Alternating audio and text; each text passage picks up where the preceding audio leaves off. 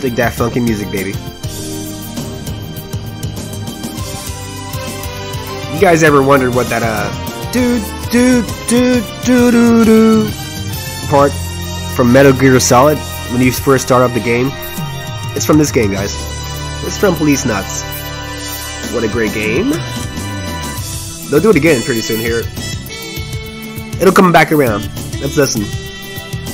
That's the stream is still starting, y'all.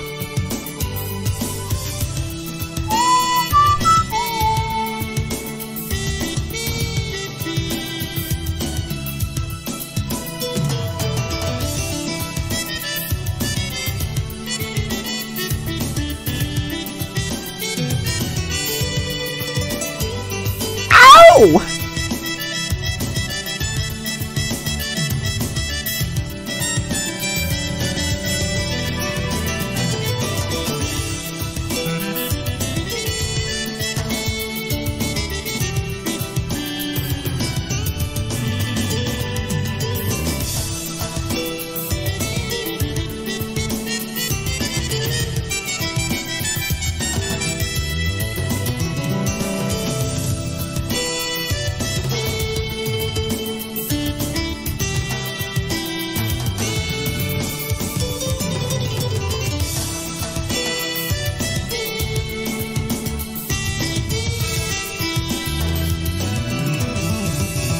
Yeah.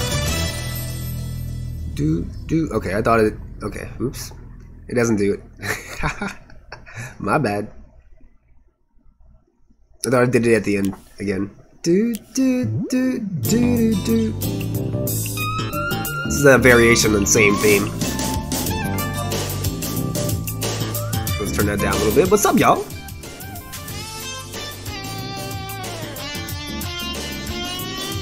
We're gonna play a little bit more Umineko tonight, and this is the aftermath of episode 3 being completed. If you guys missed me last stream, we finished episode 3, and big ups to my friend Helcria, who's there ringing in the new episode ending with me.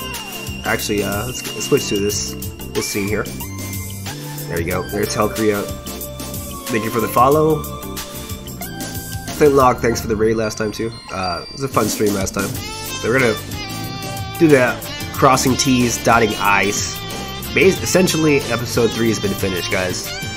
So if you missed all that, check out last stream. It's still in my library for a good 60 days, I think. I'm pretty sure affiliates get 60-day on the free playbacks. Or check out, eventually it'll be uploaded to YouTube. You can see Virgil Valentino is my YouTube channel name. Check out all my my uploads over there. Upload all my streams over there. The ones that are keepers at least, right? So if you missed that, check that out. We're not going to go back to it. We're going to go onwards and upwards to the Tea Party and to the question mark parts. So I'm back on the Steam version here, guys. This is the original version, not the Umineko project, but I want to get all the achievements on Steam, so we'll be doing the official part here. So we're gonna go to the Tea Party real quick.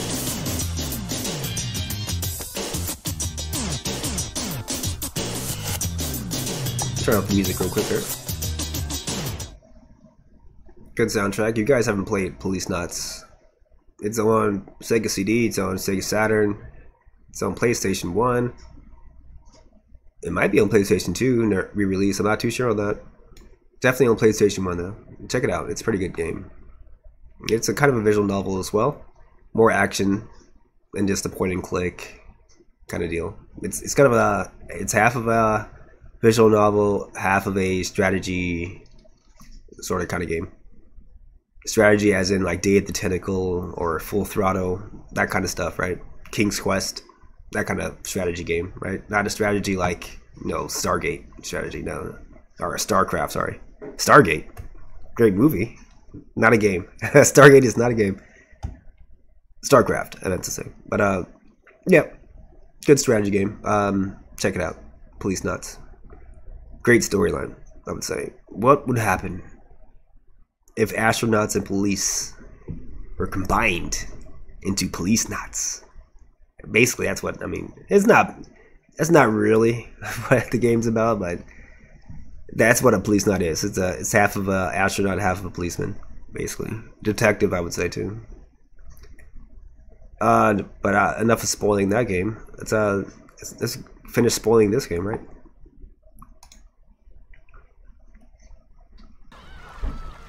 Here we go. Music's on.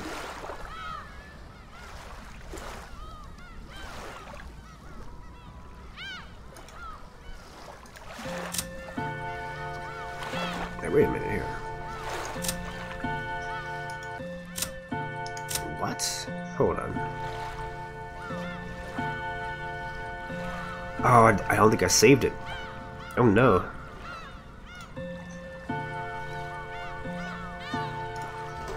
Wait a minute here. Let me see if they let me do the magic here to skip to the end. Because I don't think I saved it. Oh, they won't. Alright, because I definitely didn't save it. Once you finish the episode, they'll let you do magic to skip all these scenes and shit. It doesn't even offer me. I know I've done it. I didn't save it though. Like I went back over in the Steam version and pretty much completed everything that I completed on the Umineko project. Unfortunately, I didn't save it after I did that. So none of my progress got saved. Basically, what the fuck? I did do a save at some point. I'm not sure where it was though. Fuck. Let me just let's see what we got here.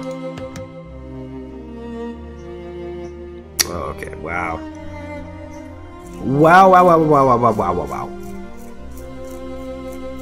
Yeah, that was on July 15th. I definitely didn't save it after I fuck. I'm gonna have to like pretty much skip past all the shit that I've done if I want these achievements. That's gonna be fun.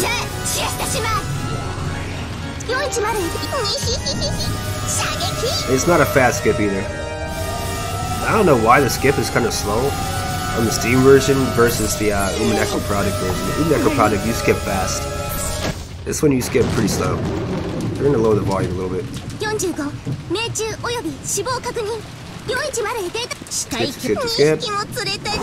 Good thing about this though is the skip. You don't have to hold the button down. You just hit the button once and toggles on and off. So I've got it toggled on. Not now.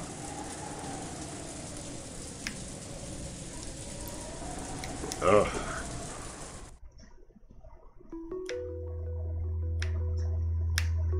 There you go. Now it's toggled in. Toggle works kind of weird. I have to use the controller to toggle the skip.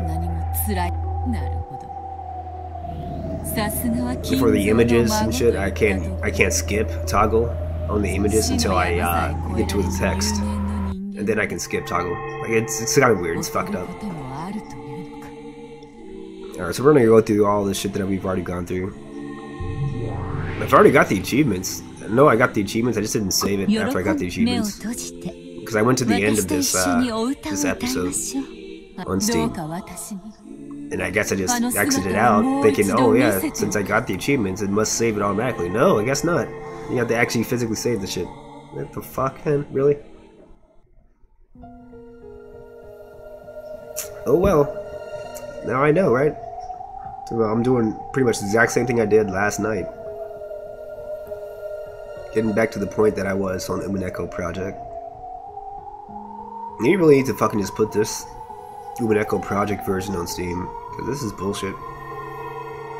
We've already seen all this shit. Oh, and guys, if you missed last stream, hey, you're gonna see all the scenes again in super fast motion.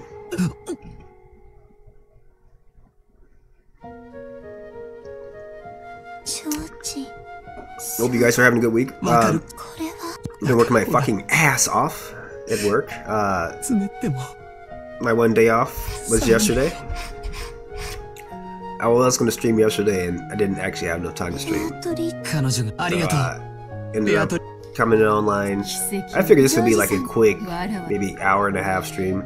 There's not too much material to cover in the extra stuff. The tea party and the question marks, they shouldn't last more than an hour, I would say. So I figured I'd just get to the episode 4 point and stop there for the night. This will tackle another 30 minutes probably. Me skipping around and shit. So maybe a 2-hour stream for the night. Might do another game after that. We'll see how it feels. Hope you guys are doing good. Got a little clamped, a little congestion last night, so you heard me sneezing and shit all the time, coughing. My voice might still be a little harsh, but it's feeling a lot better now. I was feeling like death this weekend though, working my, like I said, ass off, doing like did double 12-hour shifts last weekend. So I worked 24 hours last weekend basically. It was fun. Doing like hard labor, dude. Not labor, but like I was pretty much running the kitchen I was in. And I was doing like a lot of stuff above my pay grade, I would say. I was like almost the head chef. Not quite, but like I was kind of like the supervisor at the very least. Like that's the job that the supervisor usually does. And I was doing all that shit all weekend long in like the busiest restaurant they had in the entire hotel. So I was not having an easy weekend this weekend. So I definitely needed some R&R. That is why I did not stream on Monday. I meant to stream Monday, but didn't happen Tuesday. It is happening today. Glad you guys are lurking here, if you are lurking here.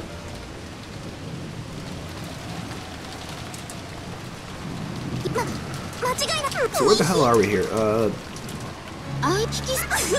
It's pretty far away from the end of the episode. Looks like it's gonna be a while.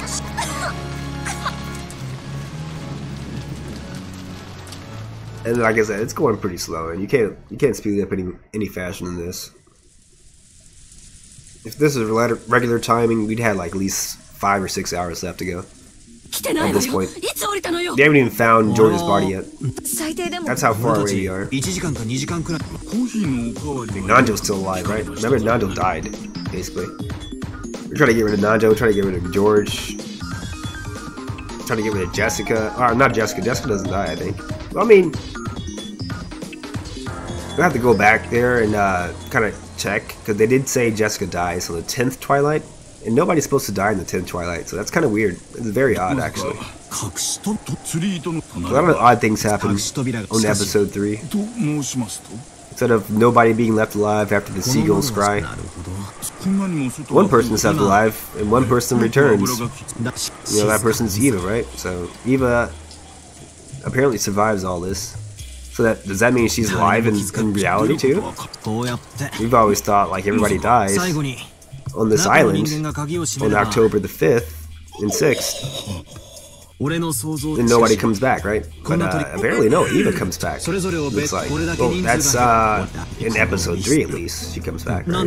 Does she always come back? In every scenario? No,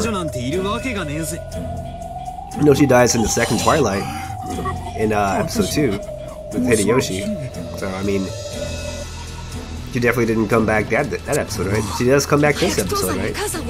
Because she's the culprit, but is she always the culprit? In reality, I mean, not in, you know, the episodes, clearly she's not always the culprit. She wasn't in 1 and 2. In 3, she is. And like we're saying, these episodes are based on reality, somewhat. So it's kind of confusing what you're supposed to think here now. Like, it gives you all this new information at the end of this episode. It tells you, you know, Eva's the killer. Tells you that she survives. She finds the goat and she actually survives. Becomes a witch, right? Like, what the hell are we supposed to think at the end of this episode? And that's kind of where this tea party comes into play. Like, okay, what the fuck is this ending supposed to mean? And that's what we're supposed to be going into right now. Well, we gotta go back into the toggle mode here. I guess every new scene, whenever you see the clock, you gotta re-trigger the fucking toggle here. So that's gonna be fun. Right. So we're back to the fast fucking motion. Now we found Krause and Natsuki. Next we'll find George, and after that the shit hits the fan. Nanjo dies pretty quick after that, right? And then that's pretty much the end game at that point, because then you'll have Jessica trying to like do something with Eva and the gun. She gets her ass blinded, and she and Cannon start dancing around. That's pretty much the end of the game at that point. End of the episode, I should say. So we're getting there, right? We're getting there pretty quick. Apologies, guys. Though I had this shit fucking synced up.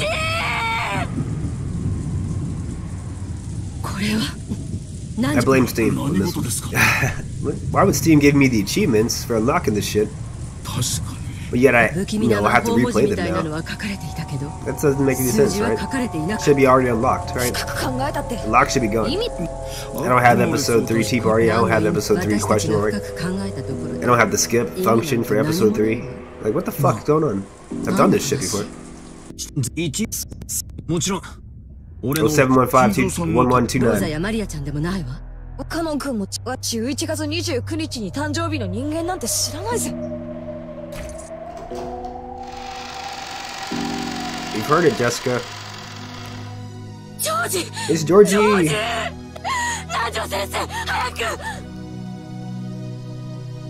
Georgie's dead. Good riddance to bad rubbish. Fucking George.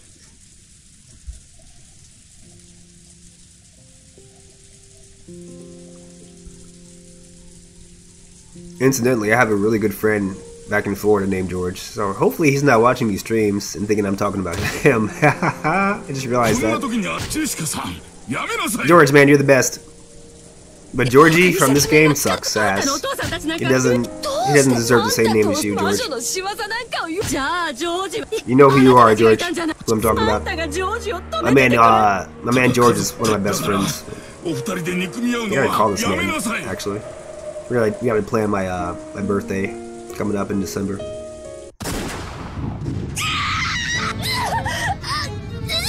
Remember we saw this scene in the Umineko project version. It looks pretty badass in this Steam version too.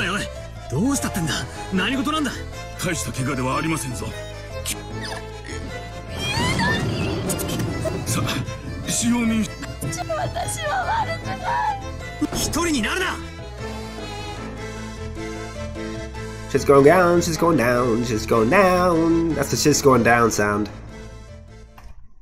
Whenever you hear that music playing. Shit's going down, shit's going down.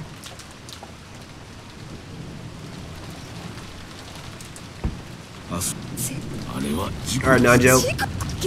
It's gonna be your turn to meet the Maker. So we're getting there. Nanjo's the last person to technically die in this game, in this episode. We can say Battler is the last person to die. You don't really see the aftermath of what happens once Battler dies, because that's pretty much when the credits roll. But yeah, I guess Battler would be the last person to die here in this episode. We never see Jessica die, by the way. So that's kind of new too. When Jessica stays alive, Eva stays alive. If they say Jessica dies off screen somewhere in the 10th Twilight, like, what the fuck's that about? Hopefully they explain that in the tea party, because I'm not sure what the hell's going on there. With Jessica being blinded, fucking Oedipus and shit, right?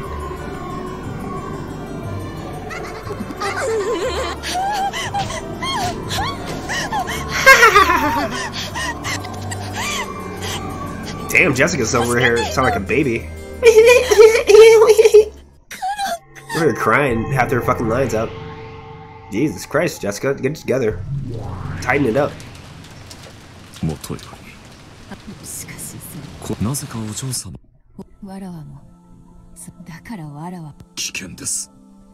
we get Beatrice. Use the magic for the lovers again. We know it's all a ruse. This is a hell of a ruse, by the way, too. This is the long con Beatrice is doing, and she kind of coupled it up with Virgilia to kind of trick Battler this entire episode long.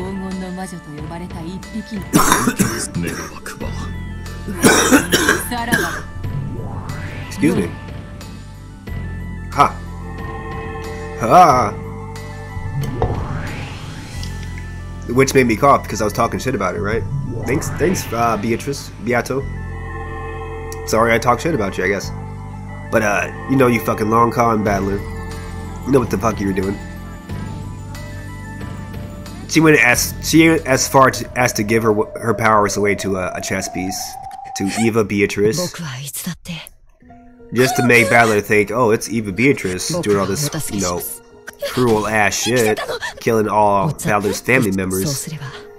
But the entire time, you know, who the hell's telling the story, right? It's Beatrice. So, it's Beatrice's machinations. She's the one that's pulling the strings. It was her goal to kind of like fool Battler this entire game. Make her think she's actually a good witch. Even after the shit she's done in episode 1 and 2. And all the time she's been laughing in his face and shit. Just stripped him naked, fucking tied a damn dog collar around him. You know, made him fucking a dog. Last episode, episode 2. So now he's going to believe that she's a good witch because of basically a pretty damn good long con. You know, it works. Hook, line, and sinker. That red-headed girl, though, at the end of this game, kind of saved him from admitting that she is the true witch, and he's wrong about magic and shit like that. He's about to sign a contract, sign his soul away to her, like saying, "Oh yeah, you're a golden witch. I'm dumbass. I don't believe in fucking logic anymore. I believe in magic only." And before he signed the paper, the red-headed girl, who said, you know, "Dame dame da," she said the same catchphrase that he says all the time. So we kind of know who she is already, right? If you're smart, you know who she is already. She's not named yet, but we already know her name. Apparently, it's been said a couple times in this paper. But she does a hell of a fucking ruse when battling. And she's playing it right now. Using Canon, using Shannon, using people that are quote unquote died already in the first Twilight. Kind of resurrecting them for a second. And giving them, you know, that last moment of love with either Jessica or Georgie. And then that makes, you know, Battler smile. Oh yeah, that means she's a good witch. Oh my goodness, I've been fooled. Like a dumbass. He believes her for a second. Almost fucking falls for the whole thing. And you'll see a little bit of that. You want to skip fast forward past it, but you'll see a Battler being a stupid ass. Falling for this shit. It's obvious to anybody that watches this though, she's just fucking playing him around like a fiddle. There's no way anybody that talked as much shit as Beatrice in episodes 1 and 2 all of a sudden grows a fucking heart, tries to be a good witch. You know, even if Eva Beatrice is a harsher version of Beatrice, less fucking less style, less grace, you know, more brutal, more of a new raw witch, right? Does things her way or the highway. Less finesse, of course, but there's no way Beatrice is gonna be a fucking good witch after all the shit she's done. Like, she's a fucking murderer, first of all. After you fucking murdered some dude or dudette, after you've murdered some person, how are you gonna redeem yourself at that point, right? How? Like, there's no way. You've already entered the door of no return. There's no way you can come back from that. No way.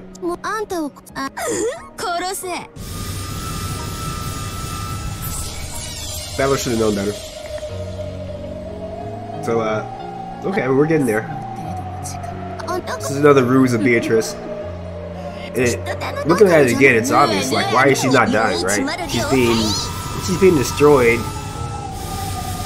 Her heart's being, like, sewn over and over again. The Chester sisters are, you know, sure shot killing her a couple times in a row now. And she's still alive.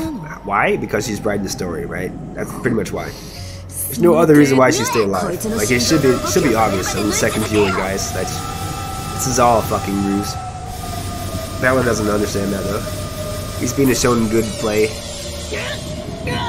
He's being shown a great wrestling match, right? Where Beatrice pretends to be in jeopardy, like a good babyface does. And then the babyface always gets their win back, basically. Oh yeah, you'll let the heel, Eva Beatrice, get some hits in, some good hits in. That's how you add drama. That's how you get the crowd on your side. They start chanting for you, right? And then once you hear the crowd chanting for you, once you see Balor almost ready to fucking sign that contract, oh, okay, yeah, now we got it, right? You make the comeback. You start beating the fucking heel as a babyface, and then you start like winning the match. That's how you win the match. That's how you send the people home happy, as they say. You play them like a fiddle, though. That's what you're supposed to do to make a good show. You play these people like a fiddle. But he's creating a good show here. Ronobe is there too, helping her out. Virgilia's there, helping her out. Chester's sisters are helping her out. Everybody is playing their own part, right? Balor's the only one that's not in on the joke, basically. He's the only one he's the audience, right? The audience that are... These people are called marks in wrestling terms. So marks are people that, they're not in on the joke. They're not in on the behind the scenes shit. They believe wrestling's real. They believe everything in the ring is real, right? So, if John Cena comes out, right? Let's say a kid's in the crowd. John Cena comes out. Oh, I'm gonna destroy Roman Reigns at SummerSlam. And I'm gonna do it for the people because he's a bad guy. This kid's gonna believe everything John Cena says, right? It's not gonna be a storyline to him. It's not gonna be something done for like. No, of course they're gonna sell a lot of tickets for this fight. It's gonna happen, actually, guys. SummerSlam, John Cena versus Roman Reigns for the Universal title. That's gonna happen. But the kid in the crowd is gonna be like, "Oh, finally, somebody's gonna, defeat Roman Reigns. He's been a bad guy for the last couple months now." That's what the kid's gonna believe in. Like, oh yeah, finally, this good guy has come home, right? John Cena has come home back to WWE. He's gonna be fighting this bad guy and putting him in his place finally, because nobody else can seem to beat Roman Reigns. And John Cena probably will, right? So, it's all a storyline, but of course, the kid's gonna believe it's true. This is what's happening here for Balor. So he makes Eva Beatrice the opponent, which it was fun to see her kind of do the debate with Balor. Again, this is not part of the actual episode, so we're in the meta world now. Balor and Eva Beatrice have stopped time, basically, in the real world.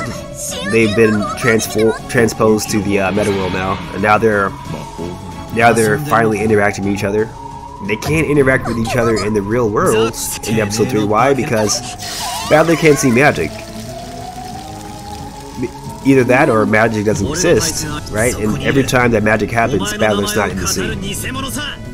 So now the only time you can actually talk to Eva Beatrice as Balor is in the meta world.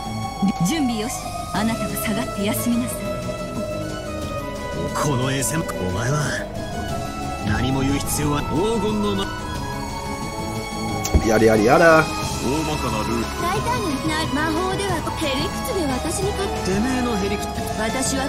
Virgilia. 了解。当方はそれをエヴァ犯人後宮秀吉がどう何の真似をし魔女が証言台に死者を立たせること I do miss the song titles. Whenever the song titles appeared in the Umineko Project version, I do miss that part.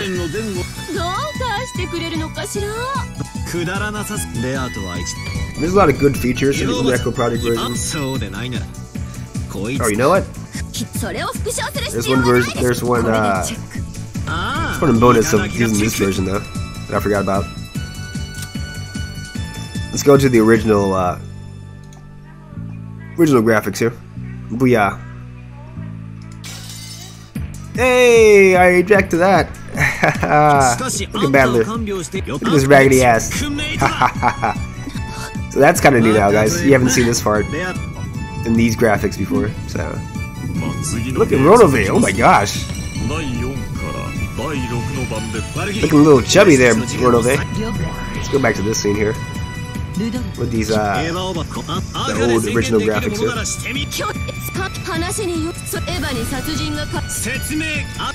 So that's a strike for, again, the Umineko Project version. They don't have these graphics. Look at Renove. He has no chin, dude. Or he has no neck, I'm sorry.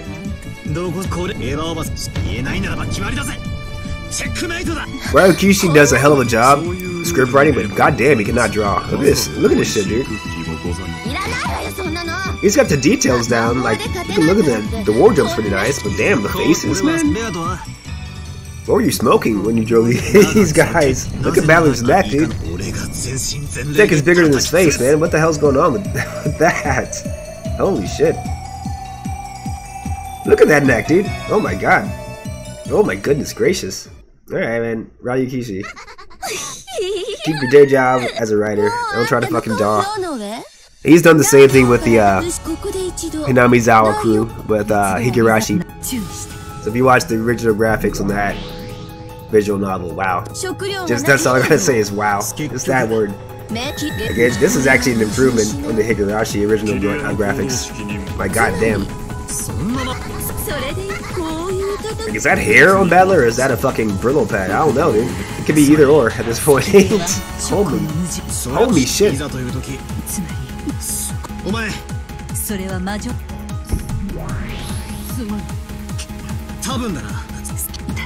It's kind of it's endearing in a way though, right? It's kind of cute. So we'll keep it going.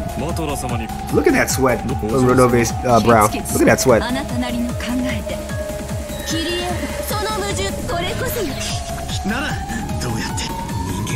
Even Beatrice looks a hell of a lot cuter now. I like that. She looks like a fucking evil bitch. It's like a cute little girl.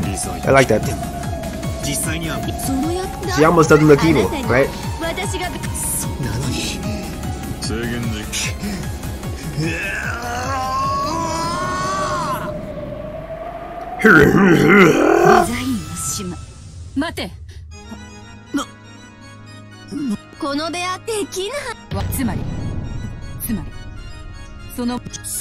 Oh, did you see that? Beatrice is wearing the ring. She's wearing the head ring.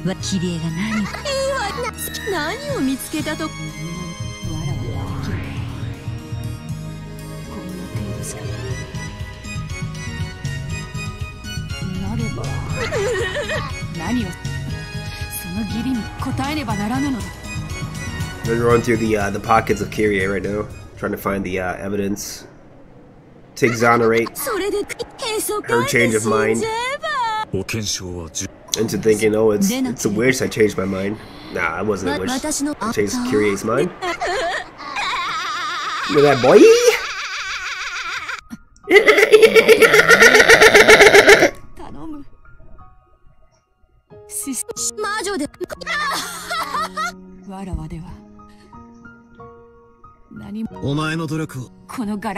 I wasn't joking, guys, when I said it was going to be about 30-minute fast forwarding process here. They're almost about 30 minutes in this fast forwarding shit.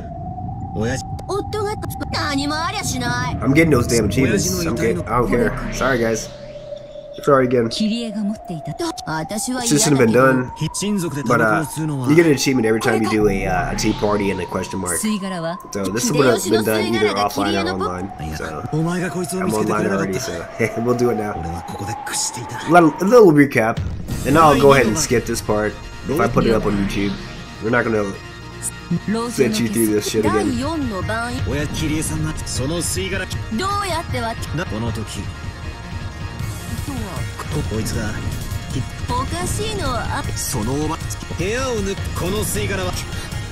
Oh, she's crying. Oh, she got an argument. Aw. Oh, Kyrie looks pretty good. Rudolph does not. Holy shit. Rudolph. What happened to you, Rudolph? How much fucking heroin did you take before he drew your ass? God damn. Looks like he fucking sucks dick for crack on the street or something. Like, what the fuck, Rudolph? Jesus Christ.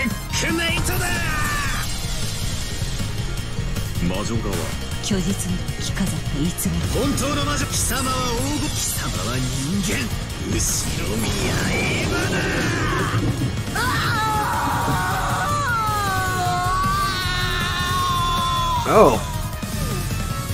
Oh. Oh.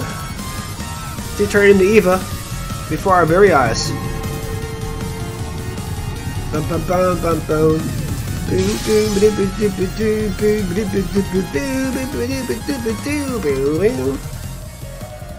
She's not done yet. It's gonna take a little bit more.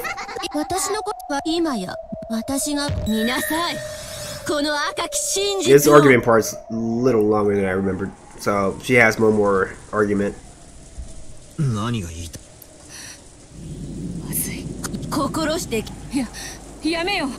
This is the one that fucks Battler up a lot, and he's not able to actually argue against this one. It's like, who killed Nanjo? Look at the spiderweb starting. The spiderweb starting, guys. Damn, all those reds. Oh, damn! She's saying reds left and right. Right? Battler can't control it. She's essentially arguing that everybody that's been shown to die has died. Which, again, there's a trick there, if you think about it logically, but I'll go back to that trick in a second. But she basically is saying, everybody that died has died, so they're not suspects. The only people that are left alive here are Jessica, Battler, and Eva. Now, Battler and Eva have been together this entire time while Nanjo is dying. And Jessica has been blinded, and she's not a killer, which has been said in red. So Jessica didn't kill Nanjo, Battler didn't kill Nanjo, Battler's been around Eva all this time, and Eva definitely didn't kill Nanjo. So who the fuck killed Nanjo other than a witch? That's what her argument is right now. And then Battler's saying, oh, well, Nanjo killed himself. Nope, somebody else killed him, somebody else definitely murdered him, and it was a human. That's what she says. So she's arguing, oh, it's a human with magical powers, basically. Or aka a witch. And it's not one of the three that are left alive. And after she's already gone through everybody else and already proclaimed them as being dead in red. So here's the trick I was talking about before. The persons that she says are dead in red, are those really people, or are those personas, right? We can say one of these people that have been killed, quote unquote killed, the person that's been killed might have been a false persona, might have been a fake personality, somebody might have had DID, dissociative identity disorder, which they created a fake personality basically. Maybe, you know, Kumasawa was a phony personality, and her real personality was Virgilia this whole time. So Virgilia is the real, you know, person, and Kumasawa was fake. So Virgilia just, you know, went ahead and quote unquote killed Kumasawa's personality, and now that Kumasawa is dead, but not, you know, the person himself who is behind Kumasawa is not dead. So that's how you can skirt the issue of, oh, these people are all dead. Well, she only said the people were dead that she listed off. She didn't say that the bodies are all dead, which is a big difference. That's pretty much the trick here. Somebody is still alive in that group of 6 people that died in the first room, or in all the 6 people from the family members that died. Or they're still alive from George, from Nanjo, maybe he's still alive, you know? You don't trust anything that Nanjo says, by the way, because Nanjo will see a dead body that's really not dead, and he'll say, oh, that's a dead body, because he's in cahoots with whoever's dressing up as Beatrice. He's always been in cahoots with whoever's dressing up as Beatrice, so anybody that's a fake body, he's gonna pronounce him dead, so you can't really trust his ass at all. Unless Battler checks the post himself, it's not a dead body, basically.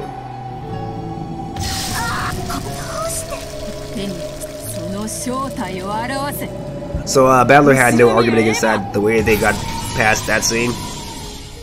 The Beatrice told Battler to plug his ears up. We're gonna stop it right here. Look at Eva. Eva over here shooting Battler dead. So that's the end of episode 3 right there. Badler dies to Eva after Eva's been shown to be the actual culprit.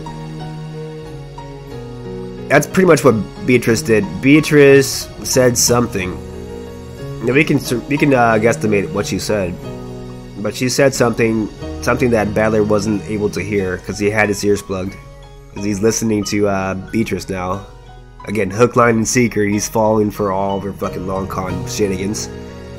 She said something, and like I said, she's telling the story, so she's always had this plan in the back of her mind to say this thing to Eva Beatrice to steal back her own powers that she gave to Eva Beatrice, to deny the magic of Eva Beatrice, and to kind of pretty much reveal that it was really Eva this entire time doing the killing and shit, which is what just happened. So now Eva's been revealed to be the killer.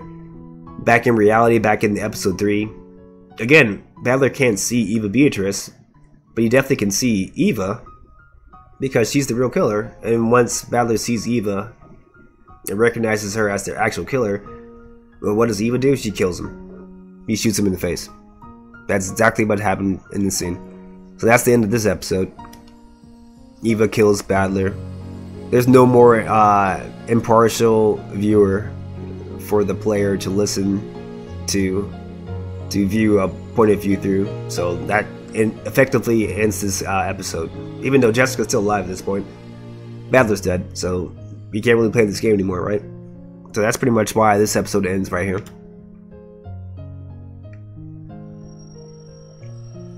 We're gonna skip past all this. You've already seen this shit.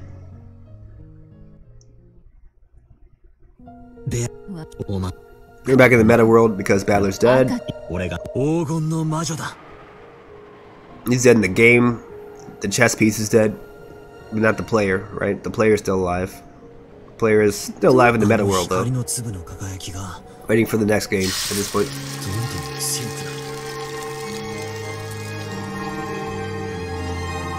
That's pretty much the end of episode 3 right there.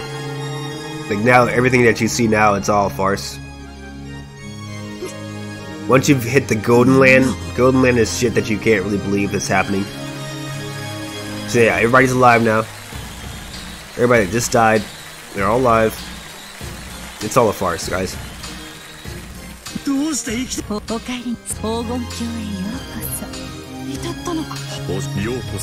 That's literally what the Golden Land is. It's a big ass farce. The land of make-believe, where you don't have to deal with reality. You see the golden butterflies in the background the entire time. It's all fake. Wherever you see golden butterflies, this is not reality.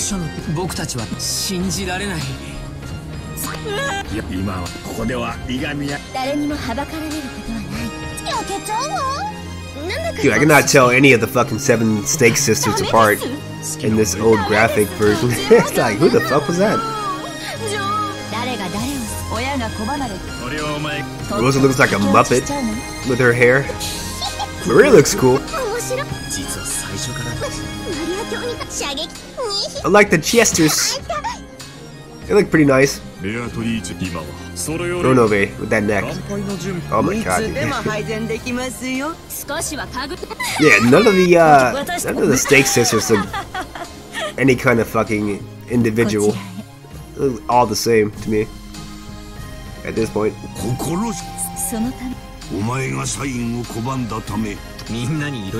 Sign this motherfucking document. Sign it. Sign it. They start being aggressive about him signing this shit. All 3 of these people. Starting with Kinzo. Then watch Virgilia go 180. He's been this like nice lady all this entire episode long.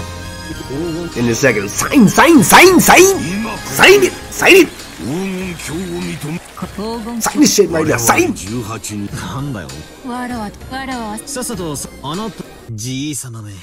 Look at that. Sign this shit. Sign.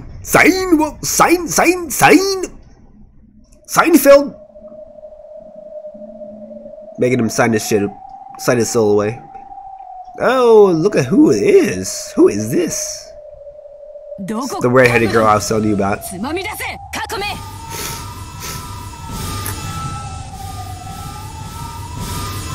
What the? Hey, the goat boys look like actual goats this time. Okay. They don't look like big ass buff Chad goats in this version. Like real goat boys. Look at those goat boys. Sign! Sign! Better sign your life away, boy! Sign! Sign! Sign! She reveals the long con right here. I've been playing your ass like a fiddle, like a Stradivarius. You stupid human. Oh! So this is the end of the episode here, guys.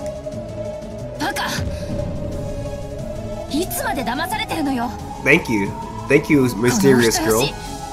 You dumbass, mate. Don't say softy, you dumbass. Nah, he's not figuring shit out. He ain't figuring shit out without help. You know that.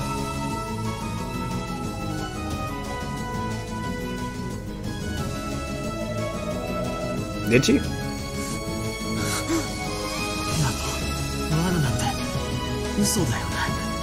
Nah. Come on, dude. Come on, son. Come on, bruh. That's a layer. 結構面白かったぜ。しかし、お師匠様の言うとなんでもツンツンと残虐を尽くした後に程よくへたれて出れてみせると好感度ってやつが大幅アップするんだろ。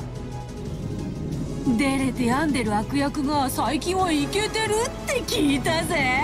これでもよ、最近流行りの漫画とかアニメとかギャル系で結構勉強したんだぜ。そうしたらお前案の定お涙ちょうだいでコロリだよ。バカ、本当に単純なやつ。I mean, she ain't wrong. これぞ名付けて。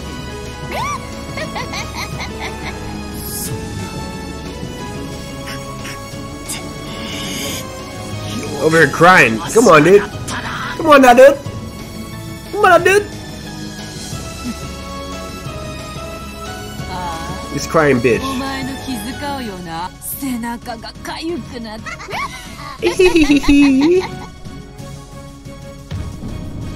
残念でした。もう。Exactly. 飛び入り客は。Sign it. Sign it. Sign it. Sign it. あなたはもうこのサインを拒めません。Sign it. さあ、サインを。Sign it. Sign it. She's over here getting hot and bothered about him signing this shit. Sign it. Oh, sign it. Oh.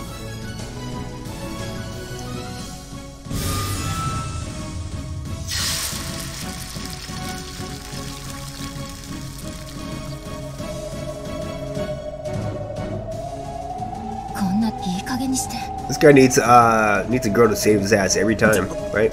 First it was Beatrice saving his ass in the debate. You know, now it's fucking. Well, I'm not gonna say her name, but you know who it is, guys. You know who it is.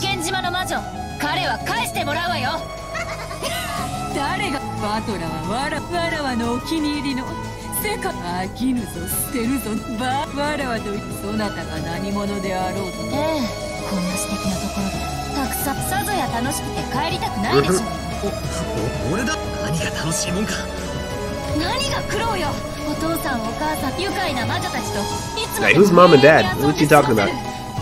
The cousins? Oh.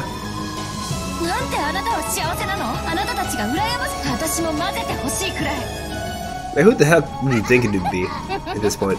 あいにくだが、わらわは手持ちそなたのようなそやなガン。誰があんたなんかと遊ぶもでも少しでみんなに合わせ。お前、まさか。Who are ya? ああ、わなるで気に入った。Burke steals peace. That's all we know, guys. That's all we know for right now, for sure. あんたにそれはできやしない。1986年何があったのか。私がすべて白日のもとにさらしてやるわ。That line on the Rogue team of 1986. Sounds like she's a time traveler, right? Doesn't it? Oh, let's go back to 1986. Why would she say it like that?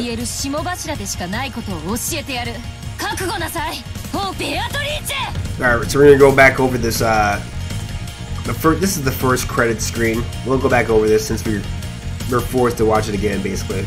And I'll point out the things that I didn't point out last time. Okay, here we go.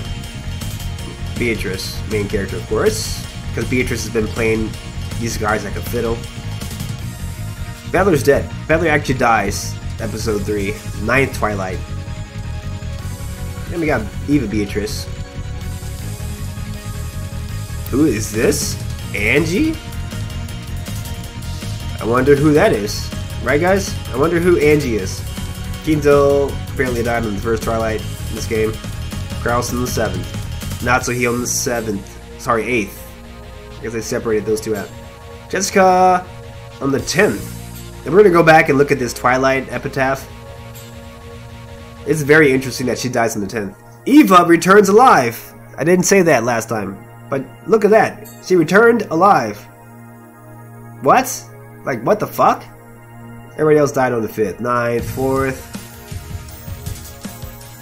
The 6th.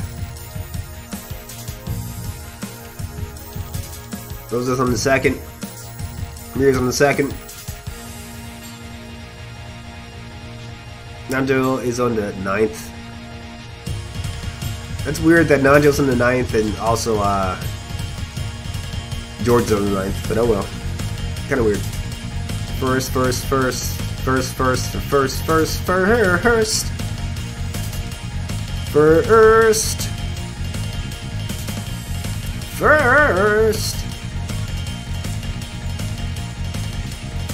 Virgilia dies like 3 times this game.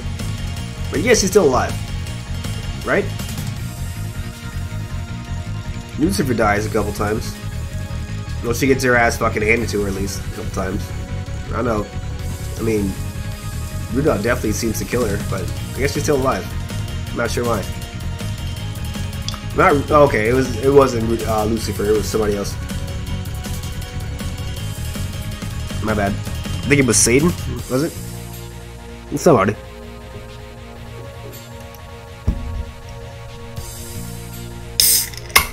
Chester 45. All them goat boys. And then Lambda Delta. Satoko! Satoko! Burkish Tail. Rika! Rika! Sorry, I got a cough there. Sorry. A little cough. What's the result, guys? A victor finally appeared in the game of the Golden Witch. A victor! It's the new Golden Witch, Eva Beatrice. It was she who solved the riddle of the goal before the time was up. All 17 died except for Eva. When the seagulls cried, there was one survivor, Eva! So that's a definitely change. So now, finally, guys, finally! And now we're into the stream. Finally! We get to go into the tea party and see what the fuck this is all meaning. Like, what the fuck's going on here, guys, right? Why did Jessica die is my first question. Secondly, what the fuck happened after Battler died? In this episode, at least. Thirdly, what the fuck? Is Eva still alive? In the real world? Like, did she actually survive this fucking October 1986 period of time? While all her fucking... See, I didn't get any achievements because I've already got them, right? For some reason, the game didn't fucking save this shit. Because now I have to fucking do all that shit again for some reason. I don't know why. It didn't make any sense to me. That shit shouldn't have been unlocked, though. The shit that I wanted to do, the extra shit, should have been unlocked already. Alright, so let's try to unlock this shit now.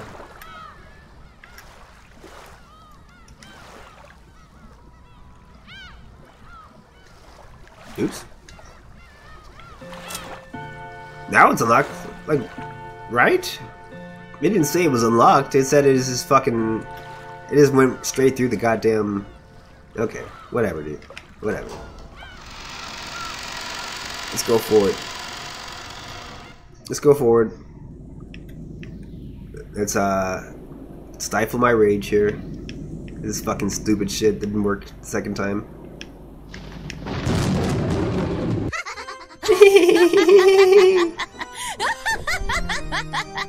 Alright, you know what we're gonna do here. We're gonna change it back to original graphics. Or new graphics, I should say. And we're gonna definitely save.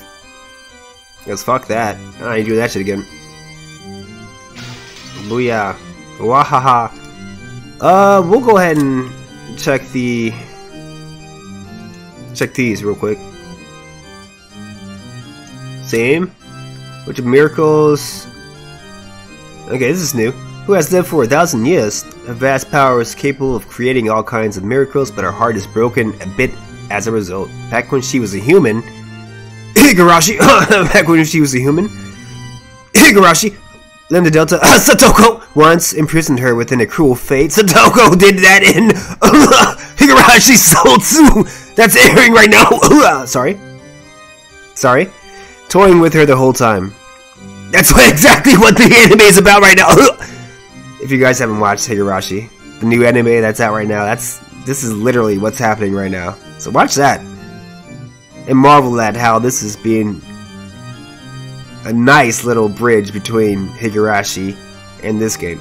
That's exactly what it is, guys. Exactly. As a result, it seems she's unable to abandon others who are caught within a similar fate.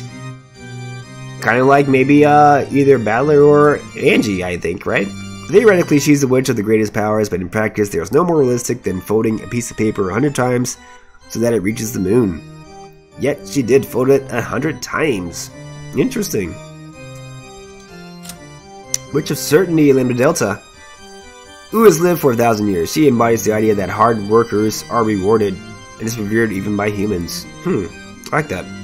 Even though she's a witch, she does not stray far from the concept of humans. For that reason, her power as one worshipped by humans is incalculable. Whenever she's fickle about whose efforts she chooses to reward, and in many cases, she bestows her favor upon those who entertain her the most. Her immense, swift, and terrifying power can make any witch surrender in an instant. However, she is often reckless, and Burnt Still was able to take full advantage of that. Interesting. I wonder if that's how Higurashi's Sotsu is going to end. Satoko is going to get reckless. Rika's going to take full advantage of that. You've already kind of seen that, right? With the whole gift gag, right? That Satoko thinks it's going to be a gag gift, but it's actually a real gift. And then Rika's like, "Why'd you think it was a gag gift? Are you fucking a looper too?" And then Satoko pulls out a gun, because he's a little reckless, right? So if you guys haven't watched Higurashi Sotsu or Go, sorry, I just spoiled you, but watch that shit. Watch that shit. Let's go back. Everybody's dead but Eva and Beatrice. I wonder what happened in this game. Let's go back here, because we didn't see her die. Missing. So she's just missing. She's not dead. She certainly was joined with Canon in the Golden Land. They both apologized for their own cowardice, blah blah blah, and hugged each other into a harmonious, blah blah. Okay. Okay. So chewed by demons means chewed to pieces by demons, went to hell. So I'm gonna give a quick spoiler here before we go on to this tea party. When you're chewed by demons, chewed to pieces by demons, it says that a lot for some people that technically haven't been shown dying in these episodes. There's a failsafe basically that happens in the 10th Twilight.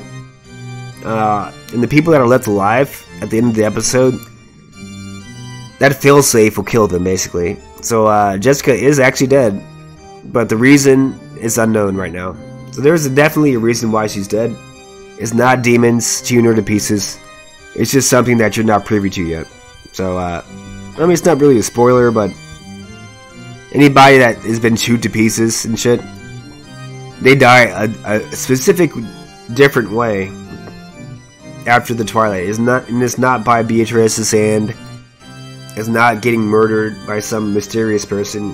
There's a definite failsafe that's tied to this island. It's tied to Rokinjima. Whereas if they still left alive during the 10th Twilight, they will die. Basically, it's part of the and none will be left alive line. But that failsafe was not applicable to Eva. So it just says her original shit. but he's the only person left alive in this game. Everybody else is dead. He's shot to death by Usurumiya Eva inside the mansion. Weapon was the Winchester from Kinzo's collection. Jessica had lost her eyesight alone with Battler Wolves and Sheep Puzzle. Interesting. So he was shot in the chest. He wasn't shot in the face. So I was shot in the chest. Or in the face, sorry. But I guess in the chest. Alright. That's the same. Let's see what happens here, guys. まさか最後の最後でベルンカステル教の駒が乱入してくるとは。あんたとのゲームにふさわしい駒をきっと気に入ってもらえると思うわ。何よあの駒。誰よあいつ。何者よ。名乗らないなんてずるいわよ。ねえあんたもそう思うでしょ。わらわは大体察しはついておるが、というか普通わかるであろう。Yeah, we figured it out. Don't worry. We know who it is. You know it's Angie. Their fucking name was in the goddamn credits, right? Like it's not hard to figure out. It's Angie. The only thing we don't know is why she's not 5 years old. Why she's been, her age has been, you know, sped up to where she's the same age as Battler. Like I thought she was, you know, 5 years old or something. 普通わかんないわよ。初登場のキャラでしょ。名乗らなかったら私もプレイヤーもみんなわかんないわよね。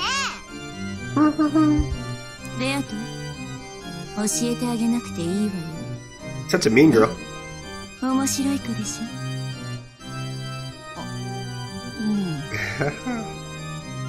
ラムダデルタ教の天真爛漫にして天然なところは実に貴重で面白いものである。何よなんで私にだけ教えてくれないのよ。意地悪。じゃあ私だけが気づいたとっておきの秘密を特別に教えてあげるわ。だから教えなさいよ。とっておきの秘密とな。Yeah, I wanna know. 聞きたいぞ。べーだ。教えてほしかったら先にあの女の正体を教えるのよ。私の知った秘密はすごいわよ。何しろサンタさんの正体が実はお父さんだったってくらいすごいんだから。 What? あら言っちゃった。ごめんなさいね。 She just said the fucking secret. 帰るくらいびっくりしちゃったでしょ。I wonder who laughs like that, guys. Huh? Does that laugh sound familiar to anybody? Just wondering, guys. Just wondering. ラムダのとこにはお父さんが来てたの？来てたのってどういう意味よ。サンタクロース教は心の綺麗な子供のところへしか訪れない。 Lord Santa Claus. あんたのとこには来なかったのね。I mean, he's a magical being too, right? The witches would definitely respect Santa Claus. I would think. まあ Lord Santa Claus again. 教は寛大であるからな。よーくほどの大悪党でもない限りプレゼントを恵んでくださるぞ。何しろわらわにもくれたくらいだからな。成長して心がすさんでくると来なくなるのよね。 Interesting. レアタのとこには Just like magic, right? いくつくらいまで来てたの？12歳くらいまでは来ておったぞ。 This is all fascinating here, by the way. Here, this is you can kind of see this as a joke, what they're saying right now, or you can see it as old Beatrice is out talking about her real life here, which is hard to believe because in Japan, Santa Claus is not as big as it is in America. But of course, these guys are witches, and of course, Lambda Delta especially. It's all about Halloween, as you can see the jack-o'-lanterns and shit. Most witches will be about Halloween, right? So of course they would celebrate another magical holiday, Christmas, right? Magical, faith-based, whatever you want to say, but it's all about faith, basically, in either case. 乙女心に目覚めると急にサンタ教が来るのがなんだか恥ずかしくなってな。 They still call him Lord Santa though. That's awesome. これまでありがとうございました。もう結構です。だから最後のプレゼントは奮発してくださいと手紙を置いたら来なかったの。ちょっぴり期待したのだがな。No, you just told him that you didn't need him anymore, so. いつくらいまで来ていたのか。私、すさんでたし、結構早かったっけ。確か9歳頃ね。Damn! なんか、あのヒゲが無性にムカついて、ちょん切ってやろうと、戸の中で裁縫バサミ構えて待ってたよ。痛いお年頃よね。で、ラムダデルタ教には、物心ついてからサンタクロース教がおいでになったことがない。普通は、小学校高学年から中学校くらいまでの間までは来るの。Nah, he stopped coming for me about, oh, well, it was like, oh man, I was like 9 or something, probably just like Bertha still. Cause I remember I was in, visiting my cousins, and I'm all in on Santa Claus at this point. Oh yeah, he's coming down the chimney, we gotta get some, gingerbread cookies for this guy. So I'm like talking like this around my cousins. My cousins are like, 3 or 4 years older than me, and they're like, oh, you idiot, there's no Santa Claus, this is fucking made up by the parents and shit, made up by the grown-ups. You're a dumbass. And like, I fought them tooth and nail at the time, but then like after the conversation, I'm like, oh, they're probably right about this. They just totally killed the magic. Totally killed the magic, by the way. What an apropos line about Santa Claus. So it killed that for me. That when I was like 9, 10, I think. I wasn't 10 years old yet, so had to be when I was like 9, and my birthday's right around Christmas. This is before my birthday. Then my birthday happened, basically. And then Christmas happened, and I was kind of disillusioned the entire time. Thinking about how Santa Claus is fake and how these adults are just lying to my fucking face about it. So, it was a bad year for me. Then I got the NES, and I forgot all about that shit. I didn't get it for my birthday, I got it for Christmas. I guess they caught on to me finding out about Santa Claus and like, oh, we better get this kid something, spectacular. So they got me the NES, Nintendo Entertainment System. I got the Duck Hunt, Mario Brothers, World Class Track Meet, with the zapper, with the fucking power pad. And that's all I needed, basically, to forget all about that shit. But yeah, I was around 10 years old. I turned 10 years old when I lost the magic of Santa Claus, of Lord Santa Claus, of the Lord Santa Claus. What about you guys in chat? Let me know. 早熟すぎると心身の成長に悪影響があるらしいから。ああ、確かに出てるわね。悪影響。何の話をしてるのよ、あんたたちは。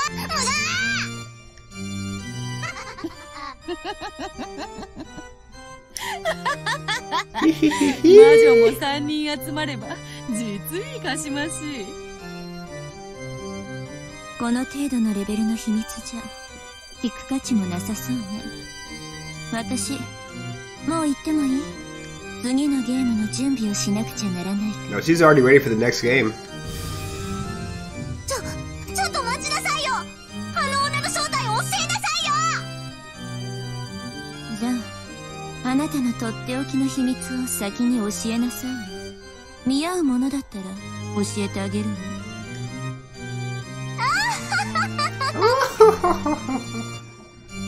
That's a Satoko laugh, guys. If you didn't know that.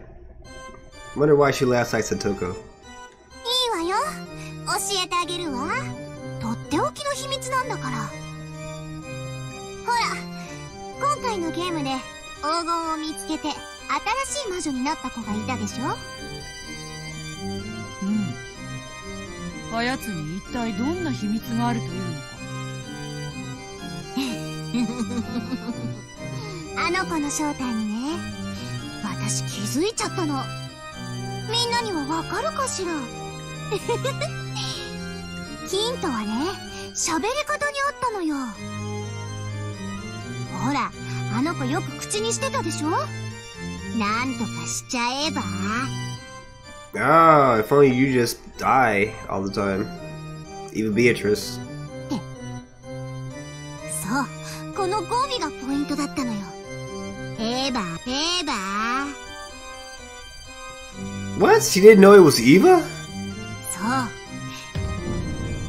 いつの正体は、後ろ宮エヴァだったのよ。と、驚いちゃったかしら。What? The Satoko laugh again. Wow. ほう、それは気づかなかった。そのようなところにヒントがあったとはな。ベアトって付き合いの Yeah, she is. その子増長するからほどほどになさいよ。じゃあね、私は席を外す。Burke is still out. ちょっと私の秘密だけ聞いてあんたが喋んないなんてずるいわよ。あんたもあの女の正体を話しなさいよ。あんたの秘密がすごすぎて釣り合わないわ。じゃあ代わりに私もとっておきの秘密を教えてあげるの。日暮らしの泣く頃にってゲームの犯人の名前を教えて。 Oh no, don't do it. Oh no. 言わないで。私今プレイしてるとこなの。 Yeah, no spoilers here, guys. No spoilers. Don't say it in chat or anything like that. Don't do it. Don't do it. じゃあね、ベアト。紅茶美味しかったわ。あと、お茶菓子のクラッカーだけど、ジャムのレパートリーが足りないわ。たまにはコチュジャンでも用意しなさい。Nice. ロシアンティーにもぴったりだし。We actually serve something like the gochujang chili paste at work. It's pretty damn good. It's like Korean barbecue kind of paste. It's pretty nice. On the wings and on the, we do it on the coconut shrimp as well. I know you guys are hungry now. Sorry. じゃあね。そうか、わかったぞ。試してみよう。次のゲームの準備が整ったら要望ぞ。それまでゆっくり戦略でも練るがよい。ええ、そうするわ。今回のゲームはなかなか面白かったわよ。じゃあね。ちょっと待ちなさいよ。教えなさいよ。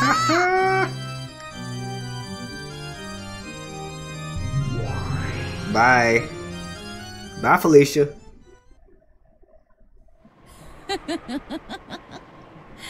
いやいや、本当にお二人は仲が良い。Mm.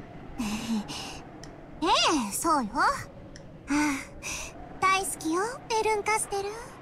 愛してるとさえ言ってもいいわ。あの瞳をえぐり出して、私以外を映さないようにしてやりたい。Who does that sound like, guys? Who does that sound like?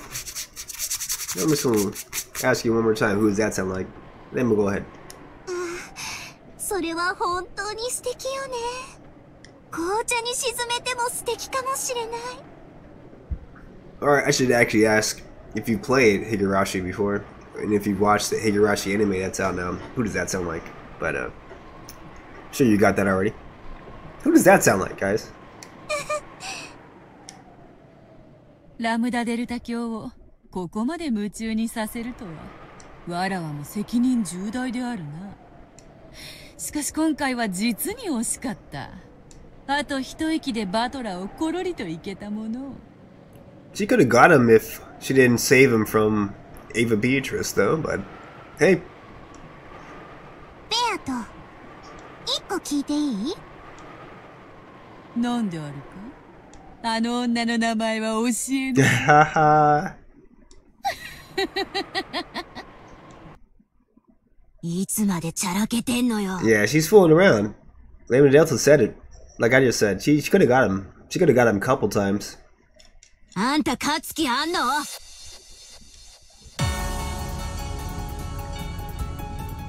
I guess Lehman Delta speaking now, right? I haven't gotten a voice for her yet. Who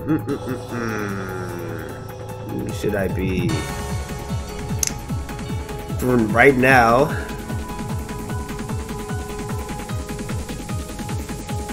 I'm gonna try to sound like her Japanese voice actor, I guess, because I'm not sure who I could. She's not part of the actual storyline, right? She's only in the these witch tea parties right now. So once she joins the actual main game, which usually will, I don't think it will happen until the answer arcs. I won't give her an actual voice yet, so I'll just kind of like copy the Japanese voice actress. You know what? I'll copy the Satoko voice actress from Higurashi.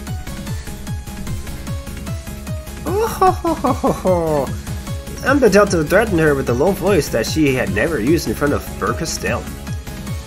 It completely blew away the calm atmosphere that had been there until a moment ago. Oh. 私はね、ベルンカステルに勝てる魔女ってことであんたに肩入れしてんのよ。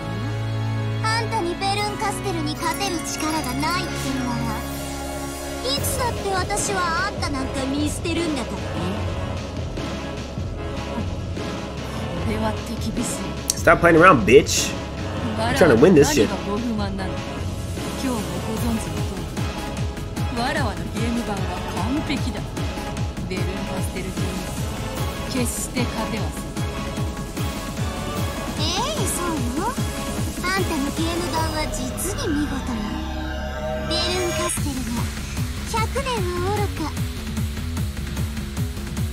1000年を費やそうとも絶対に勝つこともできない。 So why the fuck haven't you won yet? 完璧なゲーム版よ。だから私はそれを借りることの引き換えにあんたを魔女にしてやったのよ。私があんたの後見人をやめればあんたはすぐに人間に逆戻る。どんなにすごい魔力を持っていてもあんたは仮初めの魔女でしかないことを。 Wait, what? This is new information.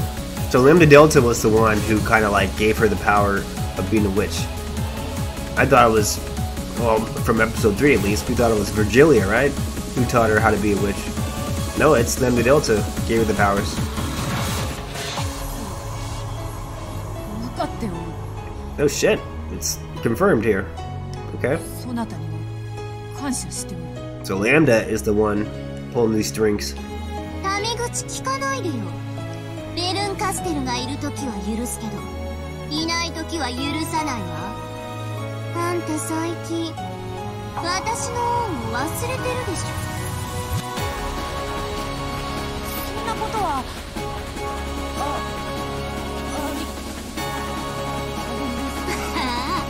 やっぱ気持ち悪いわ。いつもの喋り方でい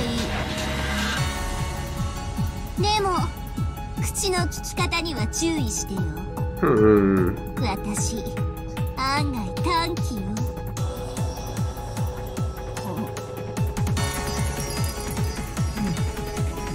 話を戻すわ。あんたのゲーム版は実に完璧。ベルンカステルを容易に任すことができるでしょうよ。しかしあの子は簡単に屈服しない。何度でも挑んでくるわ。問題はない。ラムダデルタ教のお墨付きではないか。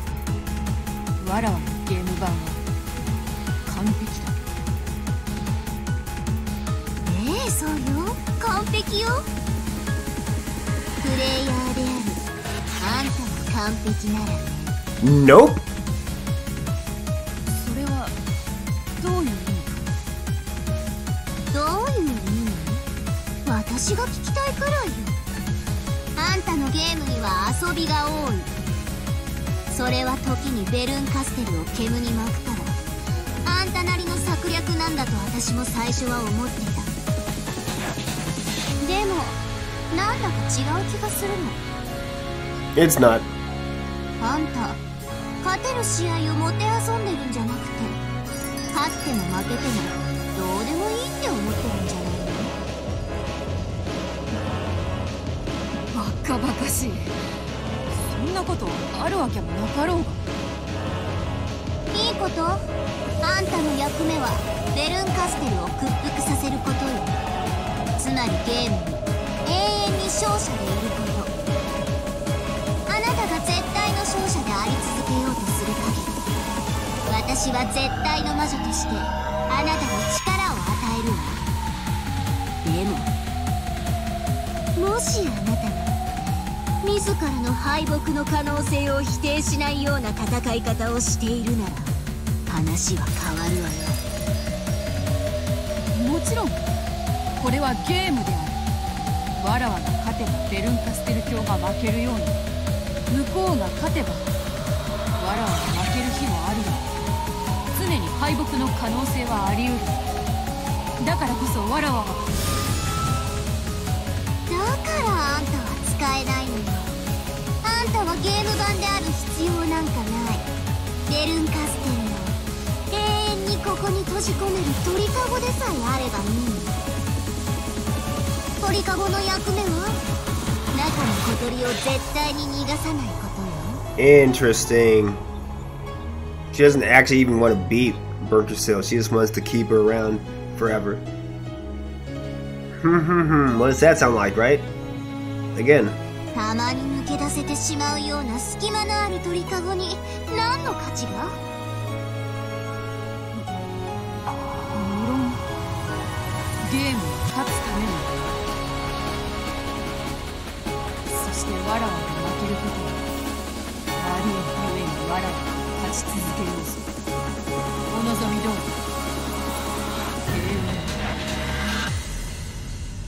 り。いい返事よ。それでいいわ。策略としての遊びやフェイクは許す。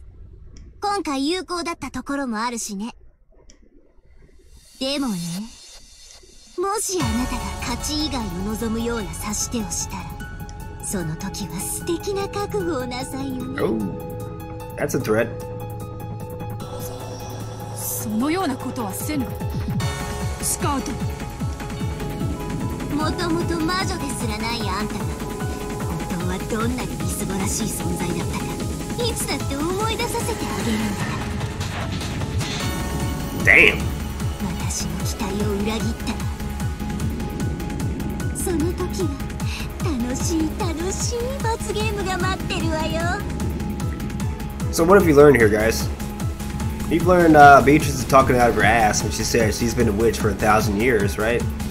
Oh, and Virgilia is her teacher from back in the day that taught her the endless magic. That's a fucking lie. The only way she's a witch now, even though she was born a human, that we just got confirmation here from Lambda Delta, is because Lambda Delta lent her power because she has a good game board, basically. So these episodes that she's been talking about to Battler, the only reason why she's been made a witch, basically. There's nothing else other than that fact alone. So keep that in mind. We're getting truth bombs dropped in this tea party here, guys. And then the Delta's dropping truth bombs left and right. 100億のかけら世界の中から最も惨めなかけらにあんたを送り込んで封印してあげる。 And we're talking about casually talking about fragments. Well, they're blonde-haired, red-eyed, you know, short, you know, lady. It's all about billions and worlds of fragments, right? Who else? Who do you know? It's all about traveling fragments and being a looper. Endlessly, like, traveling through different scenarios and shit. Who else? I wonder who that is. もともとが惨めだから惨めなかけらも実に選びがいがあるわ。 I'll drink to that.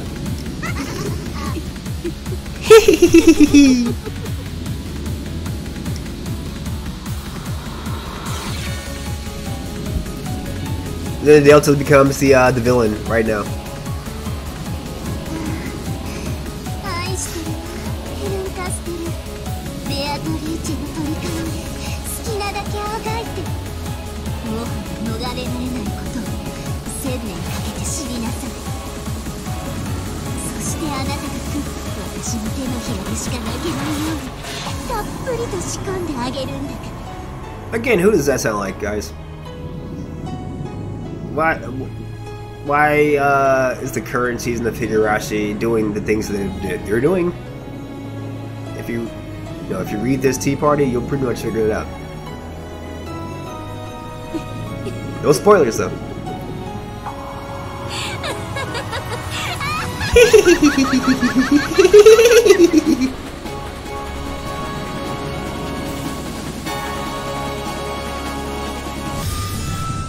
I'll drink the bilingual version. Thank you, Ryukishi, for that bilingual shit. Thank you, Chrono Trig, Uncle Mion, Skrull Lord, Usagi Tempura, Kalashikari. I got a I Love You Forever achievement. We all love Satoko. I mean, oh, we all love Lambda Delta. I mean, yes, Lambda Delta. Haha, guys. Good shit. Good shit. That is definitely a scene you want to see if you are watching the new anime out right now, the Higurashi anime. And that's definitely going on YouTube. So we're going to go through the question marks, but I'll be right back before we do that. Let's do some more of the Police Knots theme. So I do like that fucking theme.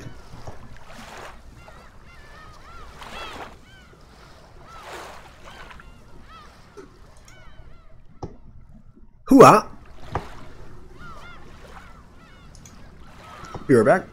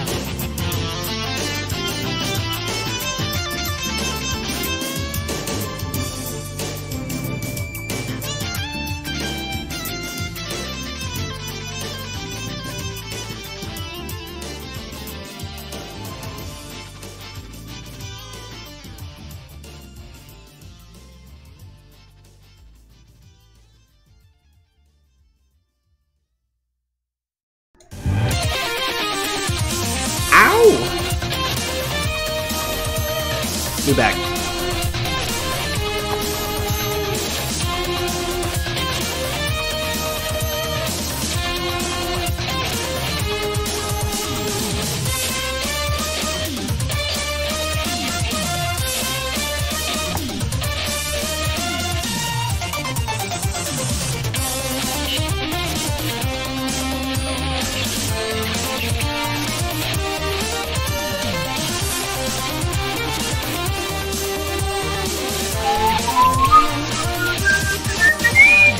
"12 years later, what the fuck? Oh shit. November 4th, 1998? Oh shit. Let's pause this. Oh shit, what's going on?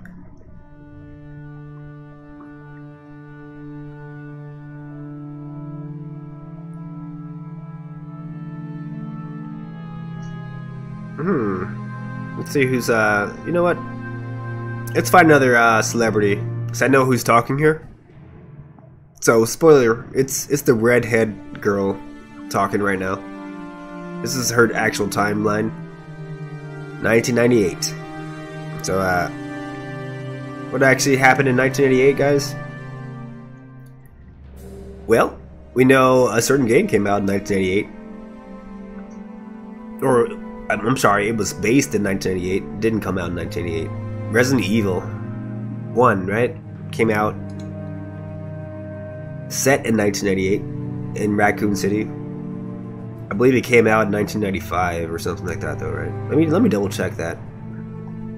So I'm gonna go for Jill Valentine, the original Jill Valentine, who's the master of unlocking, right? Who had the horrible voice actress. I mean, she probably was the best voice actress in the entire game. They all kind of sucked, though. It was so bad it was good. Basically, B-acting movie levels of bad. And then Barry was the worst, right? Barry, Chris Redfield was fucking horrible. Wesker sucked. The original guys, the original actors and actresses of Resident Evil 1, they all sucked. But oh Jill Valentine had a memorable voice. So fuck Barry, right? So right? Ha ha ha ha. What up? What up? I'm picking a voice out for this this new character that we're just gonna meet right here. Yeah, Barry always set those behind. Yeah, they had his precious Magnum gun that he can one-shot zombies with, but oh, he never used it for us. Come on, Barry. Barry with the fucking vest, right? He always had the red vest. He never gave me a goddamn vest. I'm over here getting chewed by zombies. He's over there in the vest, living life. Living the easy life. Let me see what we got here. I'm going on the Wikipedia page for Resident Evil 1. I'm not too sure when it came out. I know it was set in 1998, but I don't know what time it came out, though. So we're apparently in 1998 now. So 12 years past that last point in the game, 1986. Okay, 1996. That's when the game actually came out. And it set itself 2 years past 1996. Which is very interesting. The game was like set in 1998, but it came out in 96 on PlayStation 1. Very interesting stuff. Which is, you know, you can like compare that game to this game. Set in 1986. I believe it came out in 98. I believe this game, Umineko, came out in 98. Maybe a little bit later. Who knows? I'm not gonna actually go on the Wikipedia page for that, but March 22nd, 1996, Resident Evil 1 came out. So we're gonna use Jill Valentine for this person who's speaking right now, and I'm gonna have to go to just a random video that Jill Valentine speaks about being master of unlocking.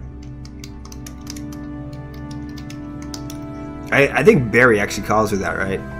Hold on, let's see. Barry or Chris calls her that. Let's find out who calls her that. I want to play the video right now.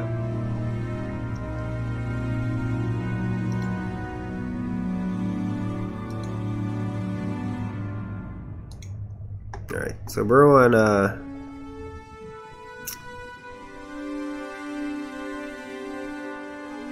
YouTube here.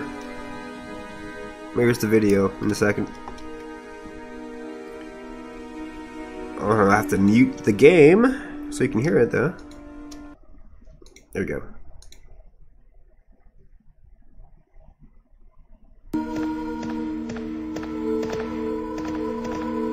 It's Barry. That Find anything, Jill? That's Barry. Nothing. What Nothing. is this all about? I can't figure it out at all. Yeah, Beats me too. Oh. Now it's Wesker's time to disappear. They're all bad actors. I'm sorry. Well, I thought she was actually better. She's not. Let's search for him separately. I'll check the dining room again. Okay, I'll try the door on the opposite side. This mansion is gigantic. We could get into trouble if we get lost. We should start from the first floor, okay? And First floor. Here's a lockpick. It might be handy if you, the master of unlocking... The master of unlocking. Thanks. Maybe I'll need it. Thanks, maybe I'll need it. Okay, I'm trying to get her voice down. And he just runs away, dude. Barry just runs away like a bastard. If something happens... Barry the bastard. Let's meet up in this hall. He's over there, like, in cahoots with goddamn Wesker the whole time, by the way. Oh, sorry, spoiler, guys. If you haven't played that game before. After, what, 12 years. You should definitely play that game. Or 22 years, I'm sorry. This is 2021, my bad. Game came out in 1996, guys. Sorry about the spoiler. Yeah, fake-ass, old fake-ass Barry. He's over there pretending that he's on her side the whole time, but oh no, my daughter's been kidnapped, so I'm gonna be doing whatever the fuck Wesker says, even though like I'm gonna probably die, and my daughter's not even gonna be in jeopardy at all if I don't follow his command, because of course not, right? Barry doesn't know what the fuck he's doing, but she's still the master of unlocking, so I'm glad he at least said that line. Let's hear it one more time. Kind of get Jill's lines down. Find anything, Jill? Nothing. Nothing. What is this all about? I can't figure it out at all. I can't figure it out. She's too. Oh my goodness. Now it's Like she Wesker's emotes time to everything disappear. a little too much. I don't know what's going on. I don't know what's going on. Help. Like that kind of Let's stuff. search for him separately. It's like check the dining room first again. year theater actress, right? Okay. And stuff. I'll try the door on the opposite side. This mansion is gigantic. We could get into trouble if we get lost. I mean, they should found the start first from people the they first floor, could okay? on the college And campus where they tried to Jill, like do the here's voice a actress lockpick. for Jill. Might be handy if you, the master of unlocking, take it with you. It's probably the same person that did the actual Thanks. acting job, Maybe I'll need it. because they actually had real actors for this first game doing the CGI stuff. All right. Listen, if something I'm happens... done listening to you, Barry. Sorry. All right, so we got our voice actress here for the mysterious person that's talking now. I think you guys know who this is. Who's talking now? Put on game music again. A monotonous electronic sound kept on repeating. This room was colored in hygienic tones. In other words, an emotionless white. She's so I'm kind of doing this like what's that guy's name on he was on Saturday Night Live, and he's extra emoting every word. You know what I'm talking about. This is the female version of him now. I can't remember his name now, but I will. It'll come to me later on. I'm kind of doing the female version of that, and it's awesome. It's not Chris Farley, so don't say Chris Farley. It was a room at a certain university hospital. Neither her doctors nor the person herself had any doubts that this room, which had a price so high that no commoner could afford to spend a single night there, would be the last room she ever saw. And I'm the master of unlocking. God damn it. Was the person on the bed Eva? Okay. So we got Get a little context here. Eva, who knows, the only survivor from that night on the island. She survived 12 years, right? So now she's on her deathbed, it looks like. Even if someone told you that was so, she was unbelievably aged and worn out. There's a man in there? Okay. The well-built man in the suit waiting in the corner near the door was having a whispered conversation through an intercom with someone outside. He was a guard protecting Eva's person. After telling the person on the other end of the intercom to wait, he approached Eva's bed. Eva had been awake for a short while. However, she stared at a single point in empty space, as though her mind was not in the same place. Because she's on that epi drip, right? She's getting that good shit.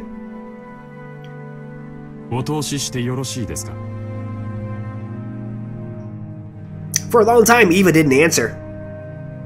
However, bit by bit, her eyes began to regain her focus, and she gave a small nod, indicating that she didn't mind if they called Angie. It had been Eva who called her, and she was right on time. She's the master of unlocking! By this point, Eva would refuse anyone who wanted a meeting without an appointment. The room was dark, even though it was still light outside because the curtains were always closed. There was always one guard waiting in the room, and 3 more waiting in the corridor and the lobby. And in the Raccoon Mansion. They were all there to protect Eva's person. All of them were. Eventually, there was a sound of a knock. Also, there was a message from the intercom that the guest's body check had been completed with no problems. The door was unlocked and then opened, and a high school-aged girl was standing there, and she was the master of unlocking. Indeed, she was. So, Eva's the Kaicho, the chairman. Eva reacted and turned her face towards the guest. However, instead of reacting to the guard's call, maybe it would be better to say she reacted to the smell of Angie's makeup. It smells musty as fuck. After being shut up in this room for so long, Eva was sensitive to even small changes in smell. It smells like zombies to me. Like Eva's a zombie. Best girl is old. Damn. She done aged, right? Only 12 years though? Come on now. She was young as hell in 86. 98, she's this old, really? Something happened to her to age her a lot. A lot of stress, you would guess, right? And no 12 years gonna fucking age me that much, right? So we know her name now. If you guys didn't know, it's Angie. Master of unlocking. On Eva's face, there was no trace. I just rhymed of a person warmly welcoming their niece. I'm her niece. Badler's sister. And on Angie's face, on my face, you couldn't see the expression of one pleased to meet with my aunt at all. Ava waved her arm, which had grown as thin as a withered branch, and motioned for the guard to leave. The guard bowed silently and went out into the hall.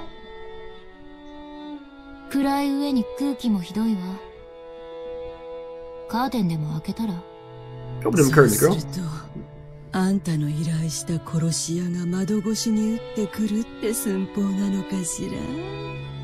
Damn.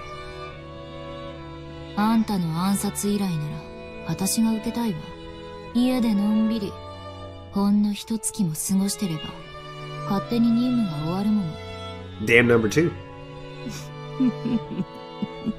They go in there playing tennis, volleying each other with insults. I love that. We'll switch over to old Eva's voice now. The discussion was quite morbid for the aunt and the niece. However, they didn't look like they were joking. At the very least, I believed that someone was after my life. She probably thought that way for like the last 12 years. Like, how do you fucking survive on Rokujima after everybody else dies? Which apparently she did. And live a normal life. So she's been stressed out for 12 years. Thinking somebody's out to kill her all these 12 years. And, you know, Angie would be #1 suspect, right? The only other Ushiromiya that's still alive and can have a claim to the throne that Eva sits on now. So she's definitely the head now, right? Angie's gonna be the head when Eva dies. So who wants to kill Eva the most? Probably Angie. Probably. All of the Ushiromiya family's massive fortune had come into the possession of me, Ushiromiya Eva.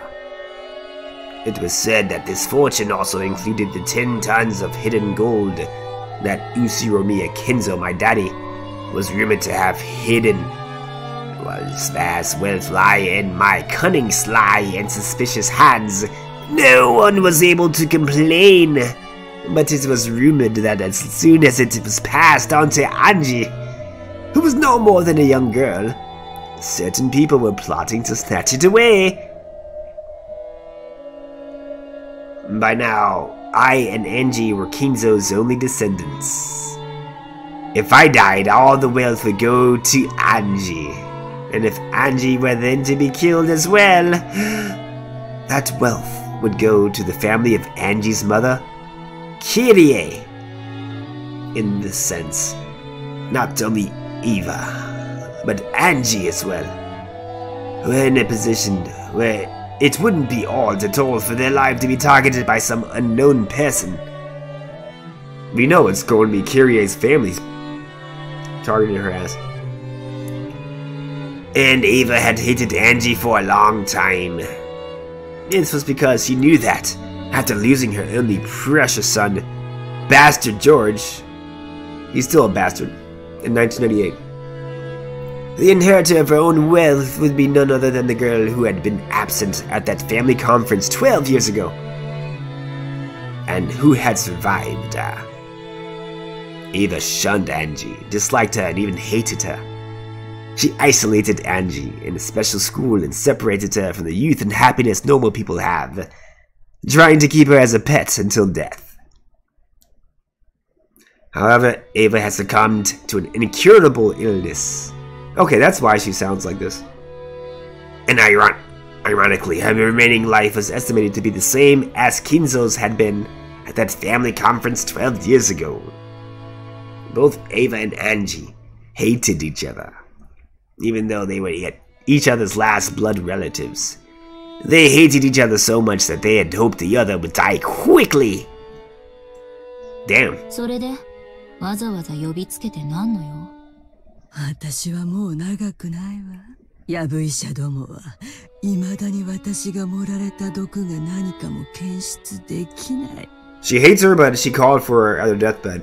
Why? わかってるの。きっと某国の諜報機関で使われてた秘密の暗殺薬なの。And she's kind of paranoid now. Why would the Soviets be after a Japanese person? Right? A Japanese person that lost World War II? They're getting fucking money from the Japanese, right? The rest of us are the fucking allies. I don't know. 私は殺されるのよ。殺されるのよ。よかったわね。もうじき死ぬわよ。そうすれば。Angie's like had enough. She's heard this probably 1,000 times. かわいそうな人。It's always happened. They immediately deviated from the main topic, distorting it into a more unsettling discussion. Eva, who was absolutely paranoid, believed that someone was always after her life. In actual fact, she's going to be turning into a zombie, in actual fact. That's what I'm thinking.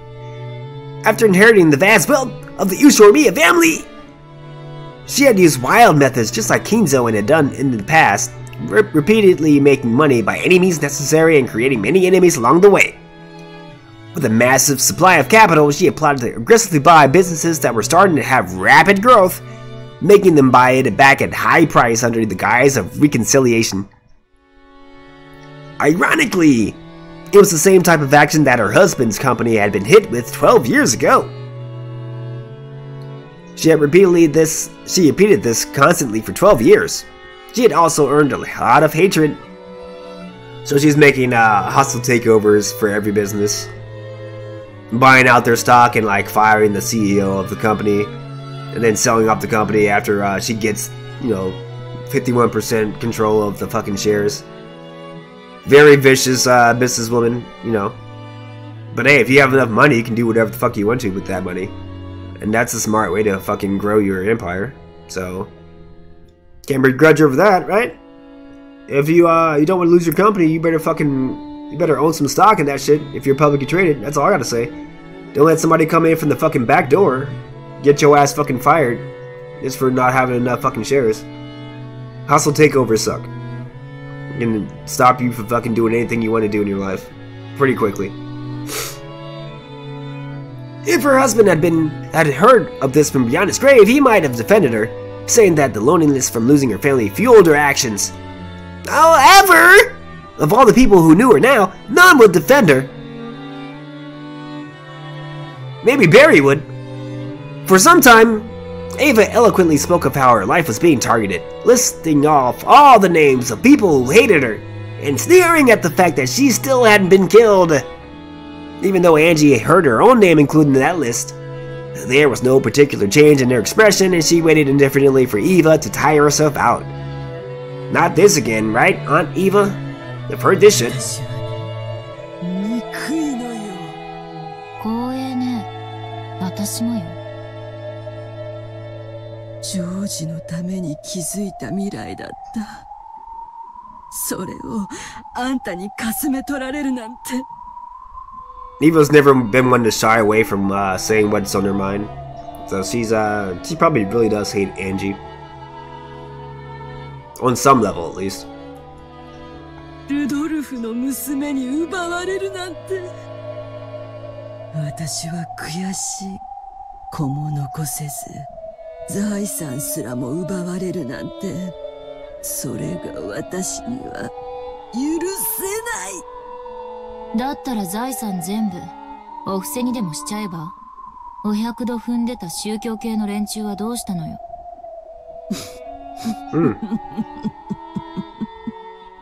連中はみんな言うのよ。My excessive wealth has become a burden to me. She didn't read that for some reason. 決まってだから預けて清める必要があるとか言い出すのよ。This is an ironic line. Remember at the end of episode 3 here. Who shot who in the chest?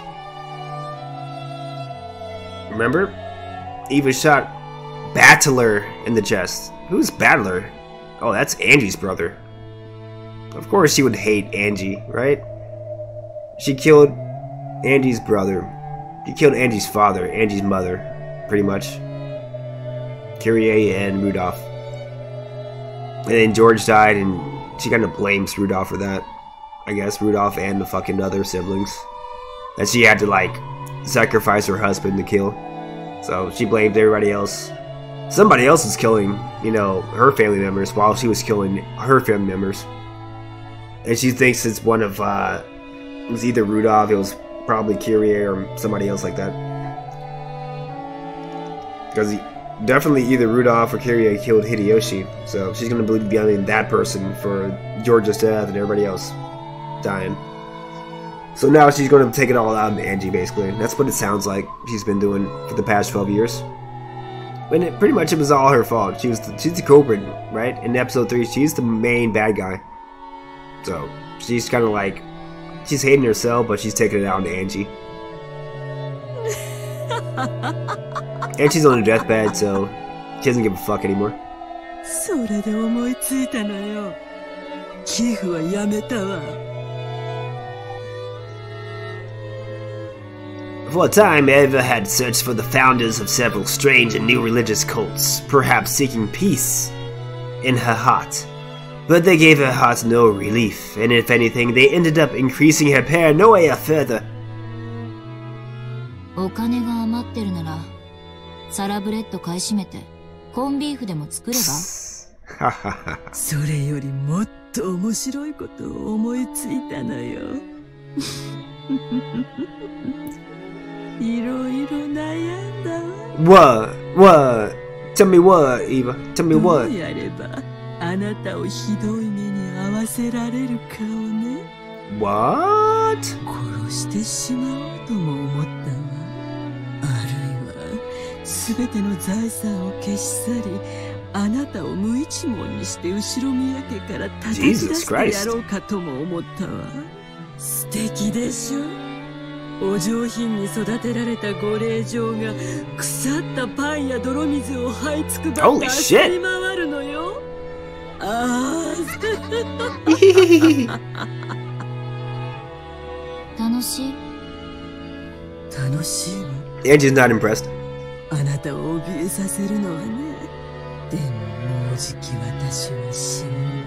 だから私が死んだ後もどうやってあなたを苦しませ続けるか考えたの。そうしたら案外単純なことだったわ。それをあなたに話したくて呼んだのよ。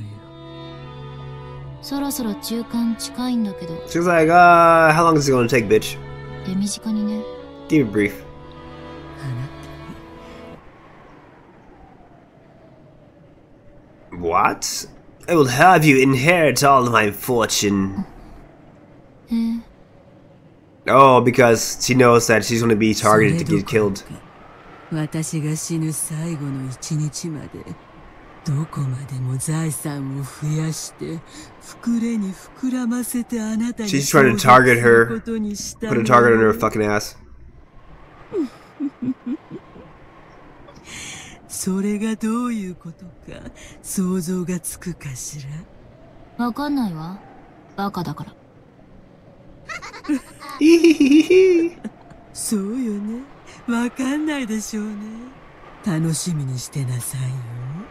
本当に楽しいわよ。お金持ちは。I've often wondered, how my life would be different if I had, what, billion? Not a million, but $1 billion, right? And then how, because a lot of people would say, in the rich position, right? Oh, it's not everything that you think. It's probably worse to be rich, to be famous, to be known every single second of every single day. Have your life analyzed and shit, right?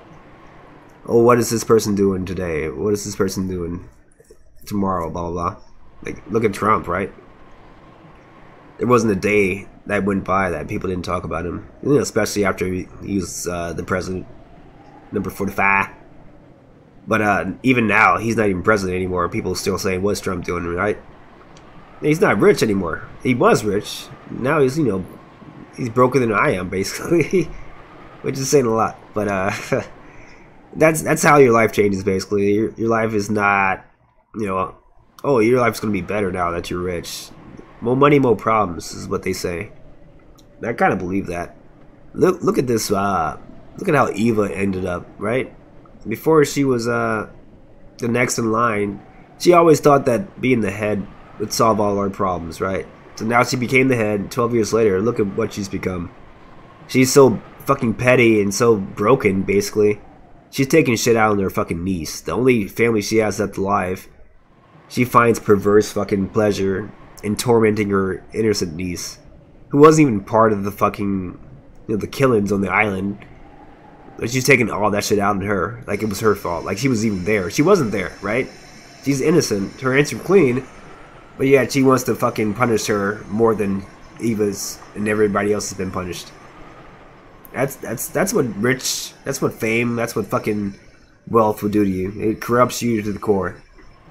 And I'm glad that I'm not fucking rich to this day. Like, oh, I'll take some money, right? I'll live comfortably with my money. I'm not going to be a fucking rich, famous motherfucker who has no goddamn scruples, who has no fucking morals. That's not the way that I want to live my life. And Eva's learned that the hard way. She got the fool's gold. Oh yeah, you're rich. Have fun being rich when your fucking life is miserable, though, right? Unfortunately, that's usually how it happens when you're rich. become a fucking asshole more often than not. 毎日日本中の妖怪が朝から晩まで遊びに来るわよ。あんたの私生活はこれからはすべてワイドショーと週刊誌が覗き見してくれるわ。何をしても Media will fuck you up. Look at Princess Diana. She's born into that royalty, right? She didn't ask for that shit. Trying to live a normal life. Fucking paparazzi following her into a tunnel, never letting her fucking breathe for a second. Until BAM! That's what happens. Even her fucking son, right? Duchess of fucking Essex, the fucking the prince. Paparazzi following their ass every day, 24/7. So much they have to move to fucking America and renounce their fucking English fucking heritage. Like, what the fuck? No, thank you.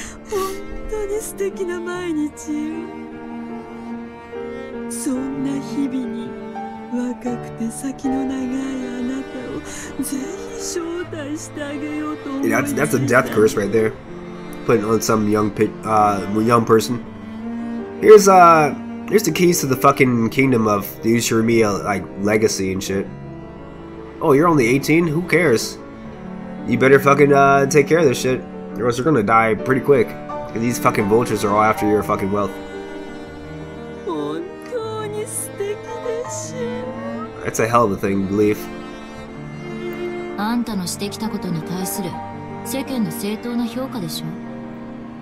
wonder if there's a I'm gonna put this out there real quick, and we're gonna keep going on with this the question mark. Apparently this is like a bridge between episode 3 and 4, because episode 4 is pretty much Andy's episode. Just spoiler alert there, guys.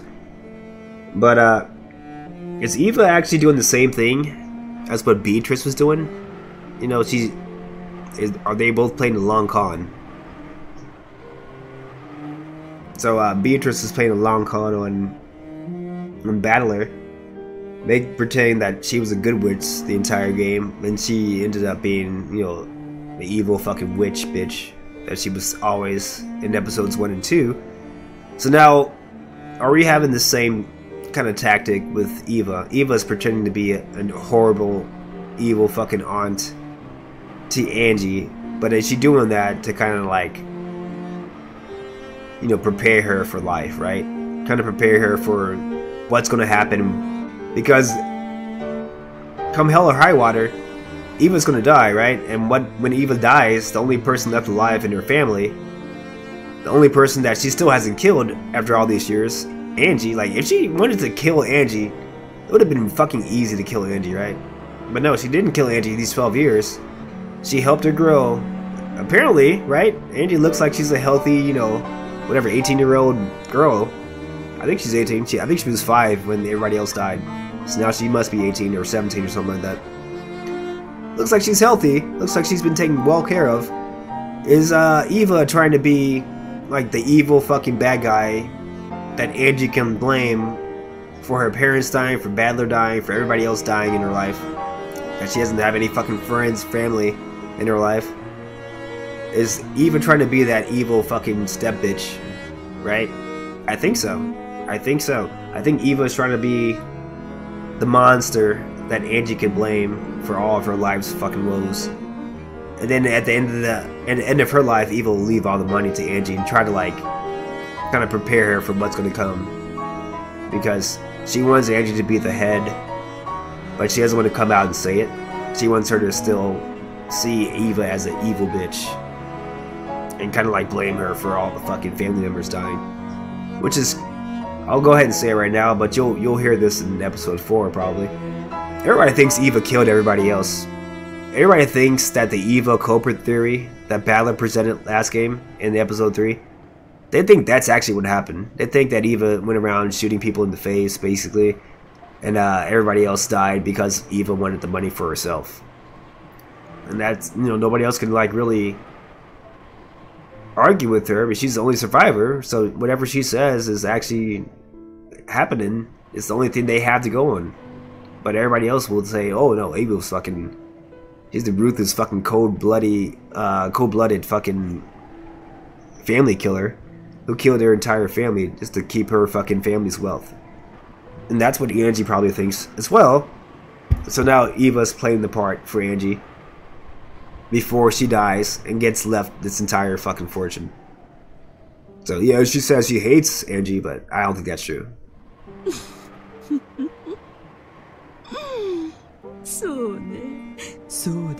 No, I just said it wasn't true, Eva. Don't lie to me. It's not true.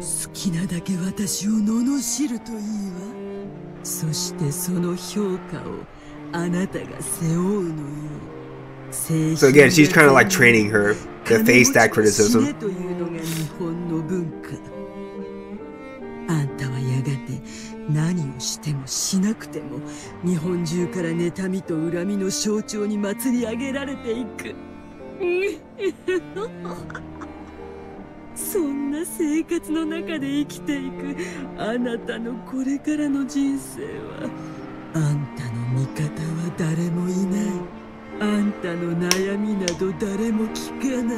I mean, that's really good advice, though. You don't want to make her have a pretend life where, like, oh, you have allies, everybody is on your side. No, nobody's on your side.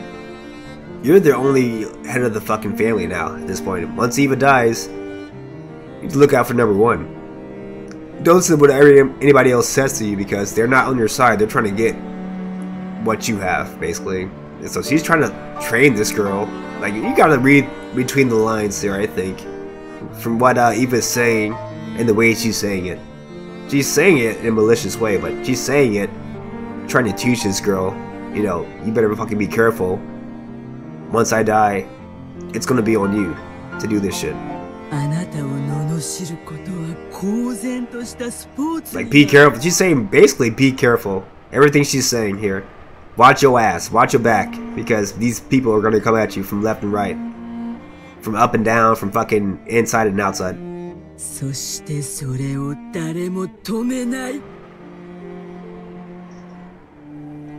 Watch your ass.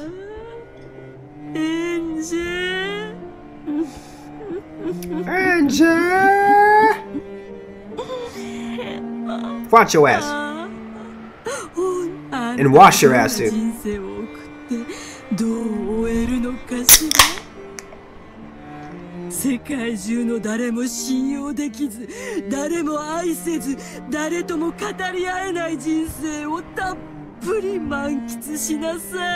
Another warning. You better fucking think twice before loving somebody. If you're the richest girl in the world, you better think twice. Because they're trying to get that money. How about that mun? That's another reason why I want to be rich. Like, is this girl liking me for my money? Or for what I have to bring to the table, you know, emotionally? It's always going to be number one. It's not going to be number two. Never, right? Oh shit! Not best girl, no! No, Eva, no! Her insane laughter turned into a painful cough, without changing her expression in the slightest, looking completely unconcerned. Angie stared at the only survivor on Rokujima. Perhaps because he found the violent coughing suspicious, the guard gave a short knock on the door and rushed in at the same time. You can't knock and enter the door at the same time, dude. That's bad manners. You knock, you wait. Before you enter, you say, "Can I come in?" Or they say, "You can come in." And then you enter. You don't fucking enter and knock at the same time. It's bad manners. Very bad manners. Come on, guys. Learn the rules. Angie glanced in wordlessly, making it clear that she didn't intend to move a step from where she was. Angie was prepared for some kind of trap to frame her in Eva's death. However, that was fortunately a needless fear. Eva ain't trying to do that shit to you. Eva was trying to give you some advice before she died. Read between the lines, girl. That's what I think. You know, I might be 100% wrong here, guys, but I think Eva's, you know, actually looking out for her. There's no reason why she would have to say this shit to Angie. She could just die and just have send her a fucking nasty ass letter. Oh, you're gonna be fucking hellishly fucking tortured Buy my fucking fortune. Ha ha ha, bye bitch. I love Eva. Like that's all she had to say. She didn't have to call her in here and tell her all this shit, right? To her face. So I think Eva's looking out for her. As the guard rubbed Eva's back, he poured hot water from a thermos into a mug. As he did, Eva kept coughing, apparently in pain. Angie figured that this was probably the last she'd see of Rokajima's witch's finals. Whoa, they call her the Rokajima witch. Looks like Eva Beatrice. Final days. Eventually, the coughing subsided, and Eva regained her normal breathing. However, the glittering madness inside her eyes hadn't subsided in the slightest.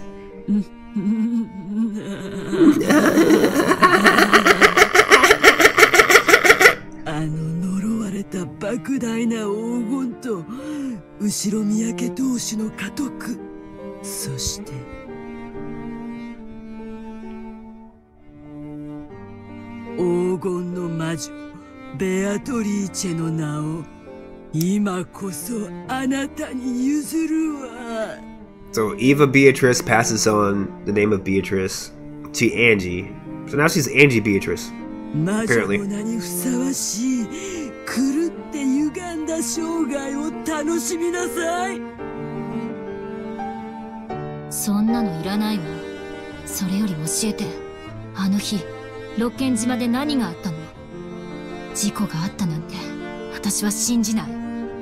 Okay, this is interesting here.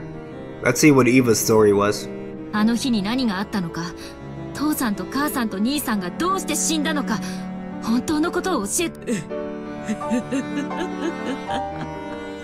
Well, if Eva's goal is to be the bad guy in Angie's life, she won't tell her, right? There we go.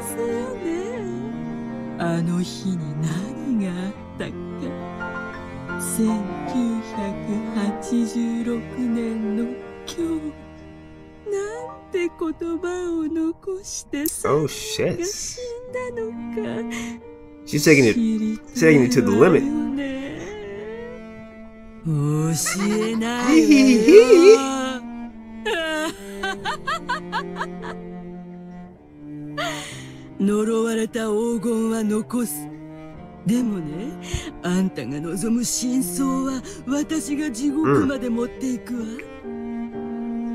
Now, there's two different reasons why she would do this here. One, the reason that she would not tell Angie is because she's the one who killed them all, and she's just trying to torture them all after death. It's like, oh, I killed your relatives. I did it for a reason, and now you're the only one left alive, even though you were innocent and you weren't on the island at the time. I'm still taking it out on them, even though they're dead.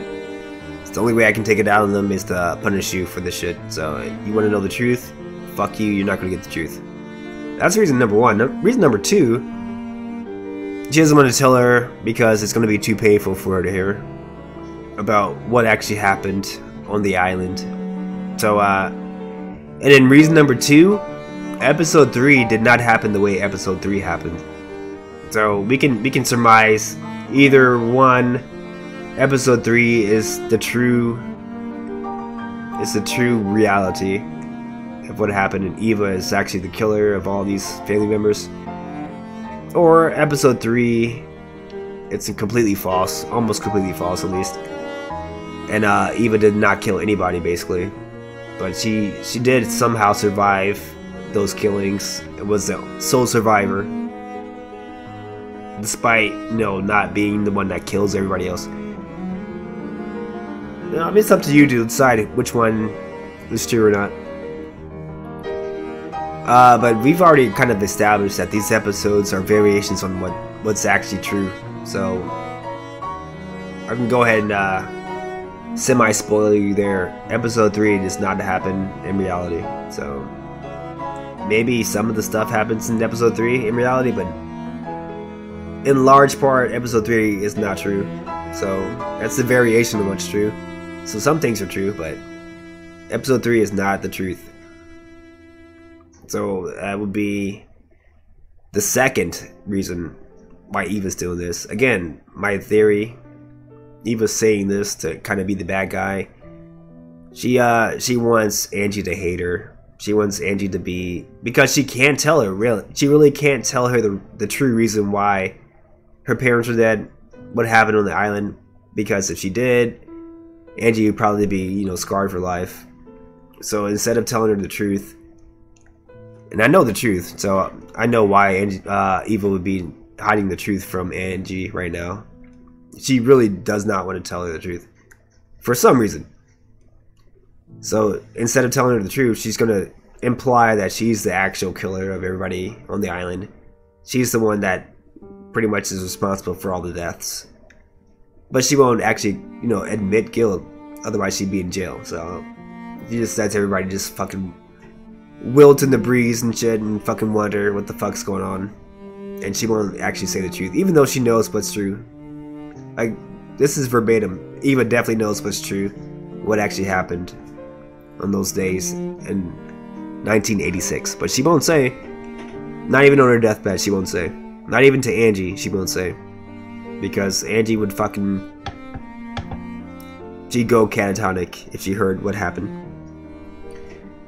But, going on though, let's see what happens next. Next, she's gonna play it up. 聞きたければ地獄まで行ってあんたの家族に聞いてみるといい。 Ouch. なら今すぐ死なないとね。今すぐへそでも噛んで死んじゃえば。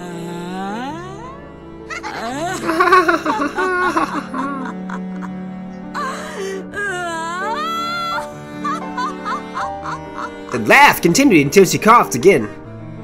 And that cough did not subside until she started moaning and going into convulsions. Taking it to her grave. Basically. Right? Taking it straight to her grave. October the 4th, 1986.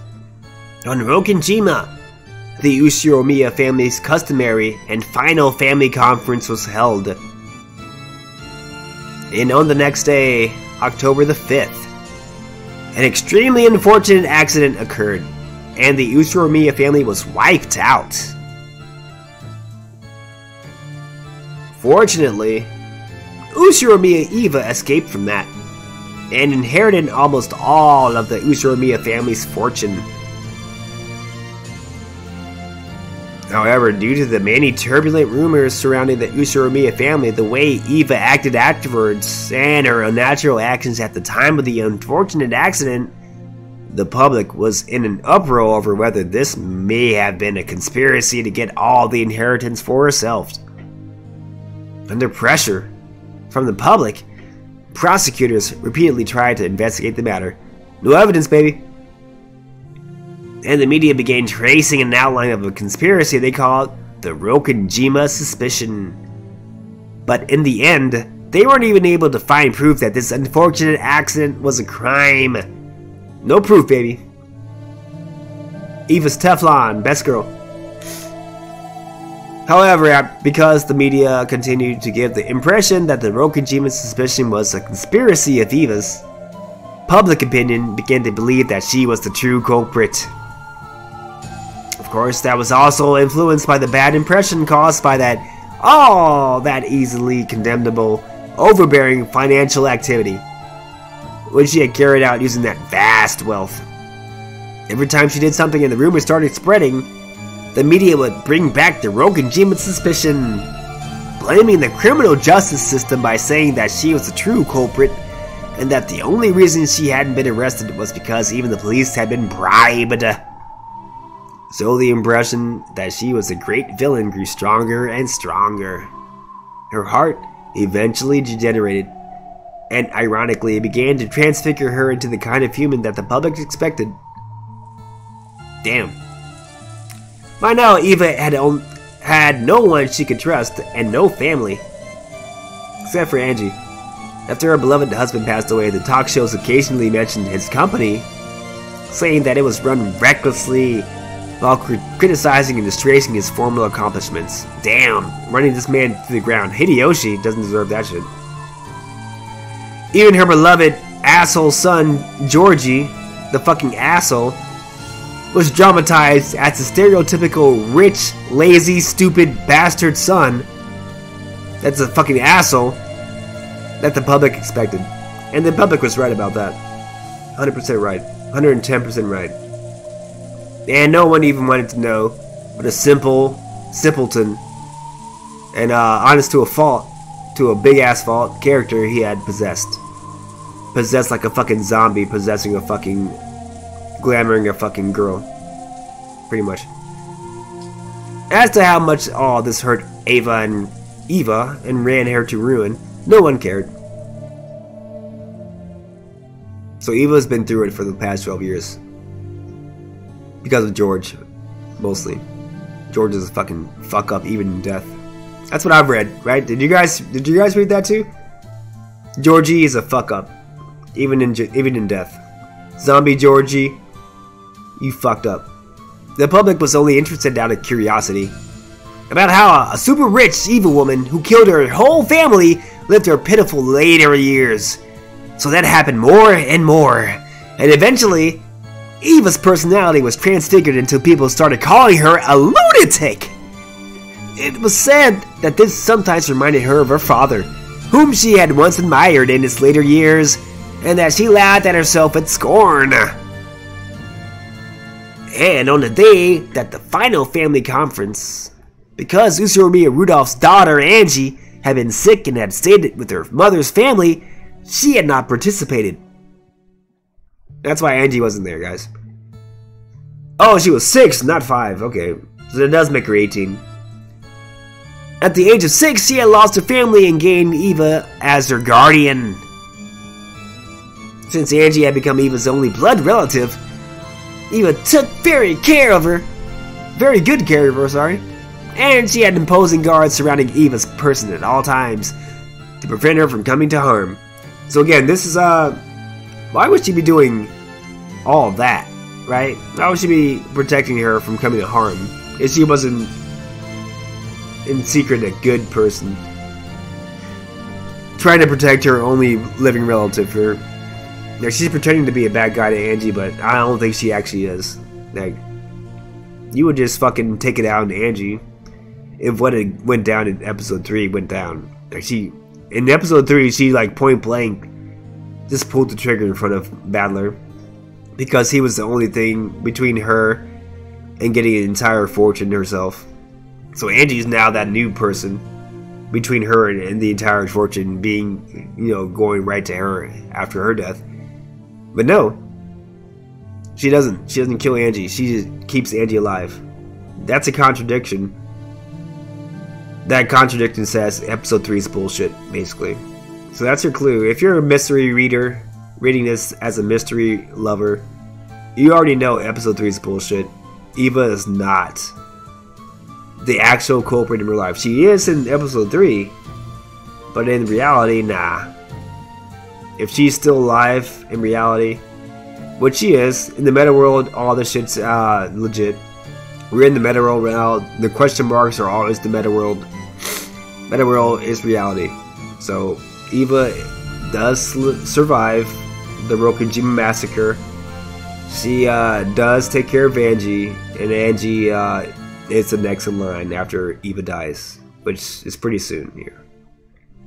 Angie even had her right to play with friends, to come home from school together, and to enjoy the seasons together stolen away. So that she can live a full and pleasant school life.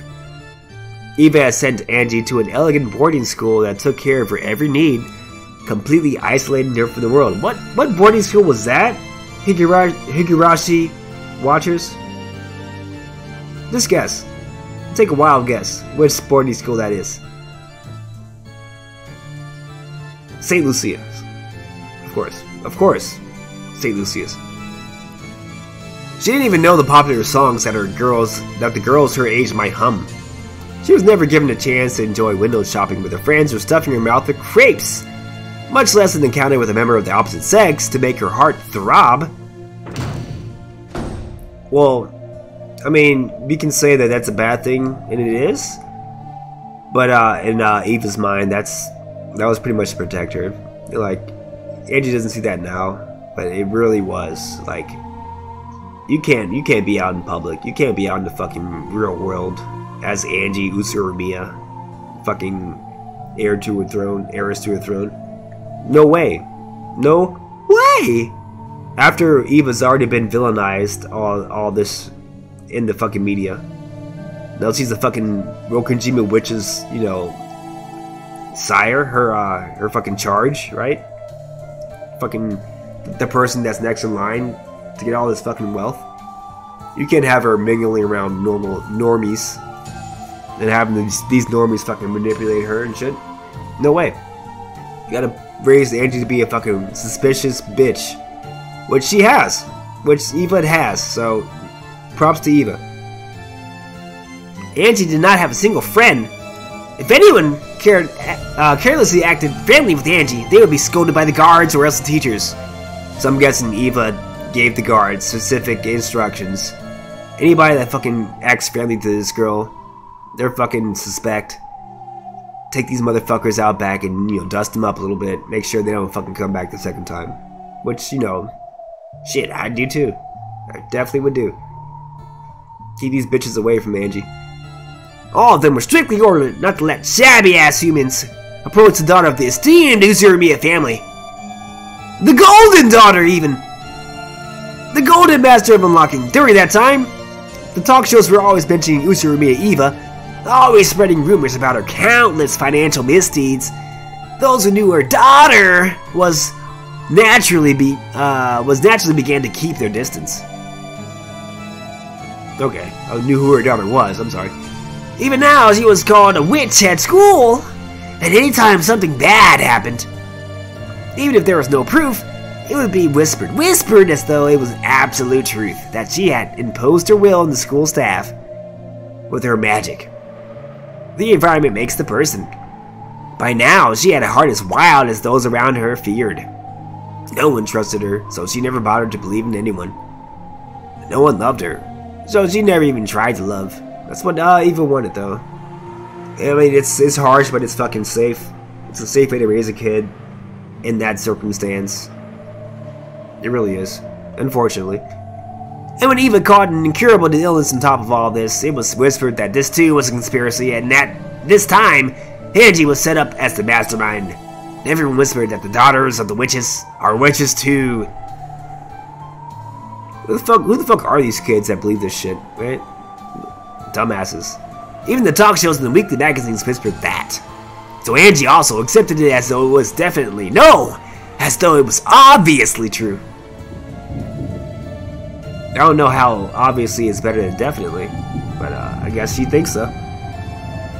Therefore, since she already believed that she was the witch, when she heard the name of the Golden Witch was being turned over to her, she only felt like saying, "You just figured that out now, dumbass?" However, she was sure of at least one thing. This title of the witch that she had inherited would definitely never be inherited by anyone else.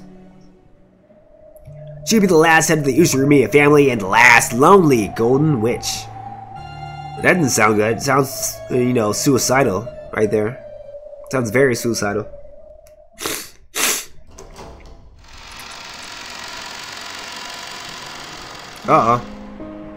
Speaking of suicide, we're on the roof of a fucking skyscraper here, guys. What's going on? This is one of my favorite songs in the game, so let's let it play for a second here. Before we go on.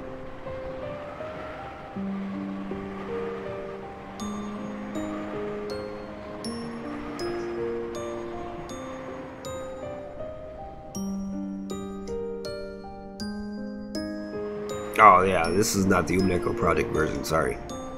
Umineko Project version would tell you the name of this. It's Wings. The name of this song is Wings. Good song.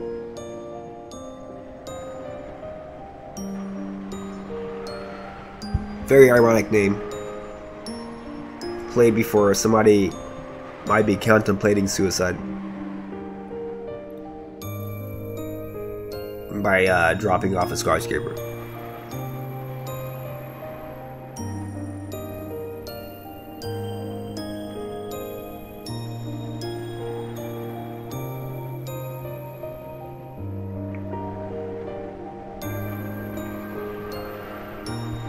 Angie could be seen on the roof of a skyscraper, comparing the winds to the world that has beaten her down upon her until now. This strong, cold wind was warm and pleasant. Below her lay a beautiful nighttime scene, and a dazzling river of red and white lights the cars. Oops. It was supposed to be clear out that night, so there really should have been countless stars stretching out over the sky. However, the light from the ground was too bright, so you couldn't see them at all. Angie couldn't help but think that what she truly sought must lie in that unseen starlight. The world of reality below her looked so far away from here. She could imagine that this place was the closest to the world she really should be in. Escape from reality here. So we can say at this point, Eva's tough love, her trying to like train Angie to be the next head, it might have backfired here. So Angie's been browbeating so much, even though on some level she probably loved Eva, even in spite of her, like, you know, browbeating her and kind of antagonizing her at a return. Now that Eva's dying, who does Angie have left in her life that's actually gonna look on? She actually is on her side, and I think Angie kind of realized that on some intrinsic level, even though, like, oh yeah, she's been shouting poisonous fucking things to me all this time.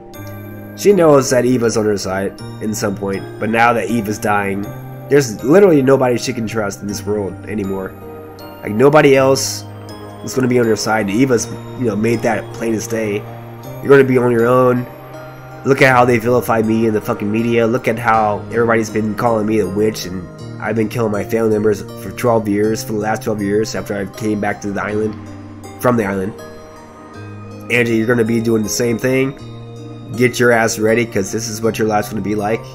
Look at me and, like, prepare yourself for it. So Angie's feeling like, oh shit, I'd rather die. That's basically what her head's at right now. And it's hard to blame her. There was only one thing that Angie cursed. Why had she not been able to go to that family conference on that day 12 years ago? She's feeling so confined that she would have rather been a part of that family conference 12 years ago, even if she ended up dying with the rest of her family. She would have rather done that than live the last 12 years in her existence. That's fucking sad as fuck. Even though, if she had gone, it would probably have been possible for her to stay with her family forever. She wants to live with her family in fucking heaven, basically. That's... how hell sad is that? Lately, she'd been dreaming about her family over and over again. Person I was 12 years ago calls out frantically, urging them not to go to the family conference. Both Dad and Mom are too far away and my hand won't reach them. Battler Nissan always loved me a lot, and he'd always pat my head. But even though it looks like that hand's about to touch me, even it does not reach. For some reason, I started having that dream over and over. I tried to unlock that dream. Every time I had that same dream, I uselessly tried to stretch out my hand even more forcefully over and over and over and over and over. Even if only Battler Nissan had lived. Then, perhaps, we'd at least be able to support each other in my cold and lonely reality. But his hand never reaches me. Even if I climb to the roof of this tall building, so far away from all of them. A mysterious girl appears in my dreams and urges me. Bernka still? She urges me to find the truth of what happened 12 years ago. Bernki? Is it?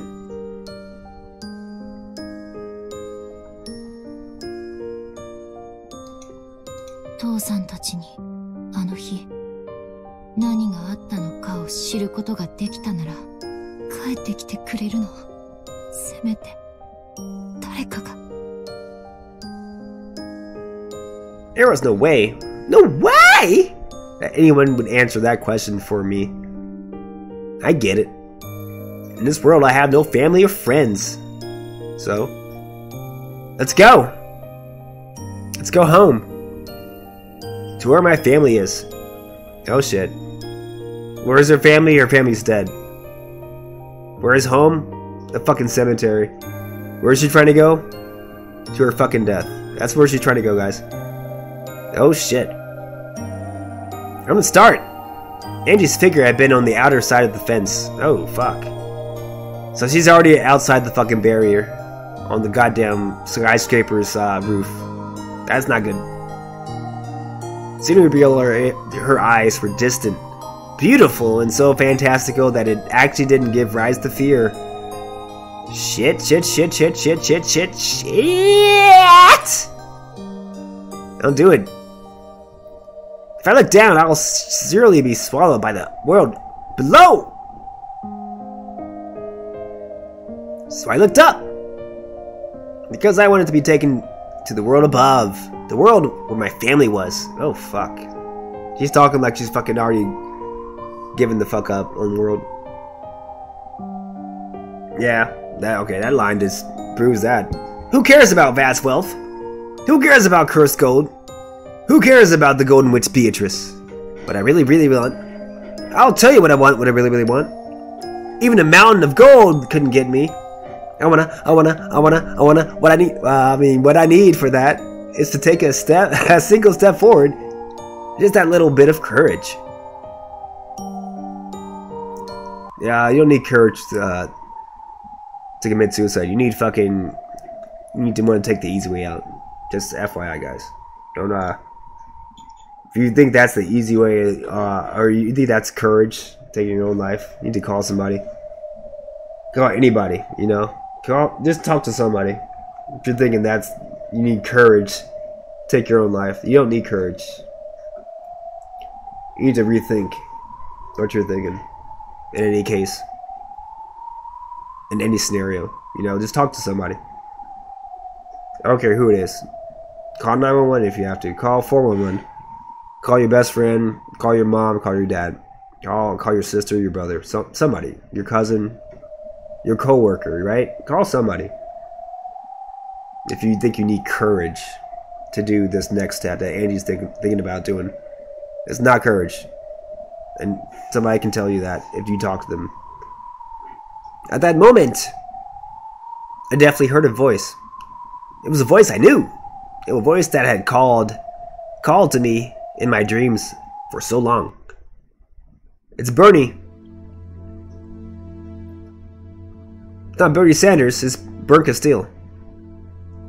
Before my eyes, in other words, in midair, above that jet black nighttime scenery, there was the figure of the girl who I'd seen in my dreams. She spoke again with the same voice I'd heard in those dreams. あなたの助けが必要なの。私の助け？誰が？ Tell her Bern Castile. あなたの家族がよ。 So Bern Castile actually joins chessboard at this very point. And chessboard is in 1998 now. This is the if you're watching, I'll go ahead and reference it again here. I've referenced it a couple times already. Higurashi Go or Higurashi Sultsu. They fast forward time about 10 years to the point where they're in high school. Rika and Satoko. Not 5, I think it's like 5 years, not 10 years. But they fast forwarded 5 years to St. Lucia's, which would be like 1989 or something like that, whatever. But they're doing the same thing here, basically. They're fast forwarding time in the main storyline to get past that kind of like a loop. They're in a fragment, in a loop in the main game. And on Rokujima Island, there's only like 2 days or 3 days, basically, starting on October 4th, 1986. ending on October 6th, 1986. The game never goes past that point. None of the episodes usually. So this fast forwarding in the question mark part, this is an attempt to like kind of extend the game board. Once we have a survivor, Eva, now we know a little bit more about that world, about that, about the parameters of those 3 days on the island.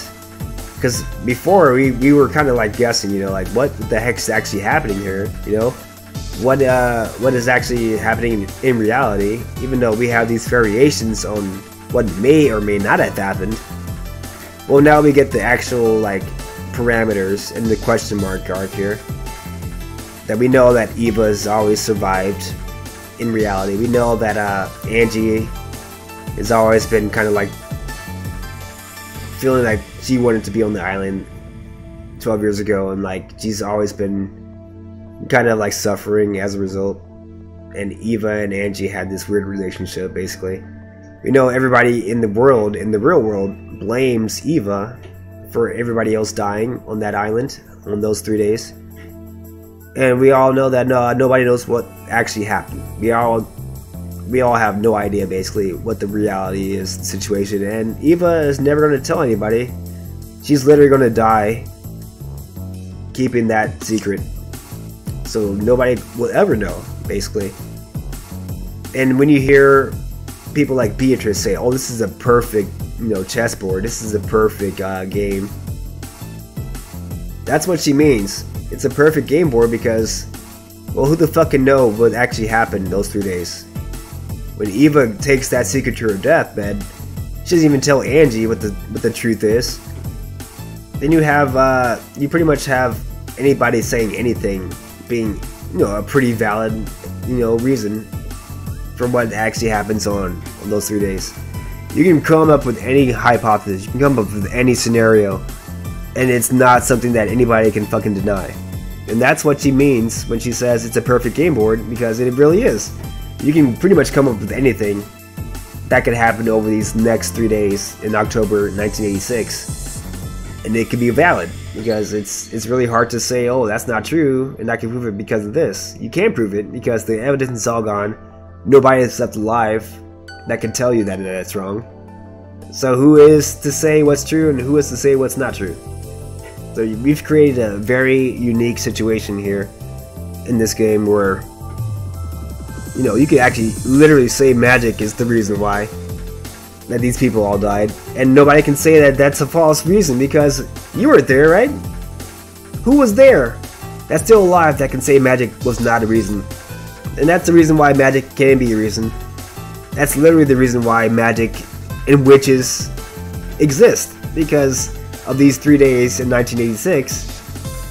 And we've finally gotten to this point where we can actually make that hypothesis. This is the reason why Beatrice, this is the reason why Burkesdale, this is the reason why Lambda Delta even exists, because of these 3 days that go on in Rokenjima Island, where nobody knows what the hell is the truth, what the hell is fiction. Nobody knows what happened. So from that, you know, from that cat box, from that uncertainty, you can create 1,000 years worth of fucking scenarios that could be true or could be false, but nobody knows the truth. So nobody knows how to deny or how to ratify any of these theories. It's a brilliant fucking concept. It really is. And this is what the game is based upon. You won't get this until this very moment. You won't get it in the storyline, at least. You might have already gotten it by like reasoning things out, but this is actually confirmation that this is what this game is about here. This game is about trying to like piece together what happened in a speculative fucking storyline, and the parameters that are involved in doing that.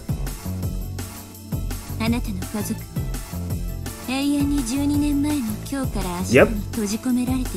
Family's been eternally imprisoned. Eternally. This is the 1,000 years that they were talking about, and Beatrice has lived for 1,000 years. It's not a physical 1,000 years. It's like, it's a metaphysical 1,000 years.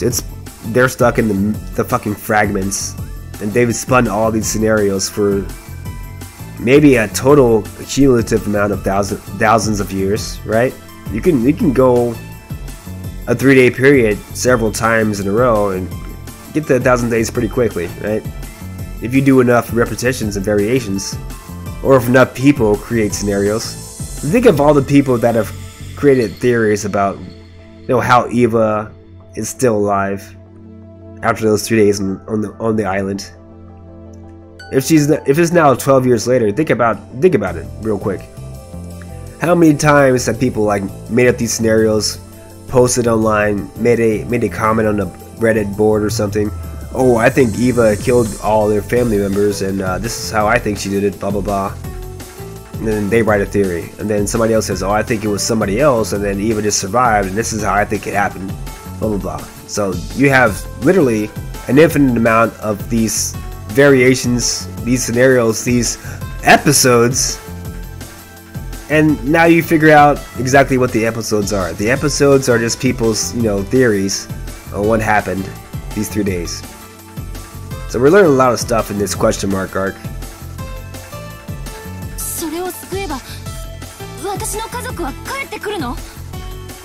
Nah, probably not. When I asked the question that I most wanted to, the girl clearly stopped talking and hung her head.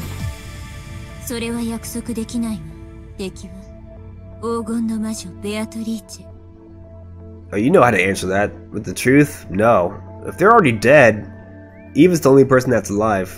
So if you want to change reality, you're living in the wrong timeline at this point. You gotta first you gotta figure out how to time travel if you want to change reality, and then change the past.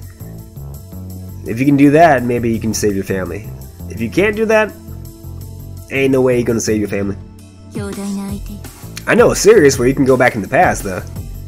I know a series that came before Umineko where you can change the past. Do you guys?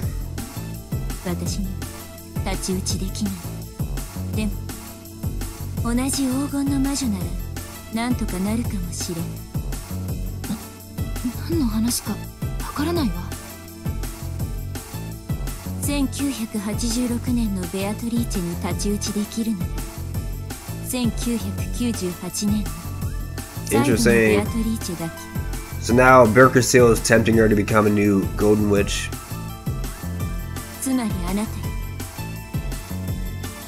So using the endless powers, as they've been explained to us thus far in the game, you can say, "Oh, Sasa, come and remember what your form used to be," and then kind of resurrect things at that point. So she can do that to her family members, basically.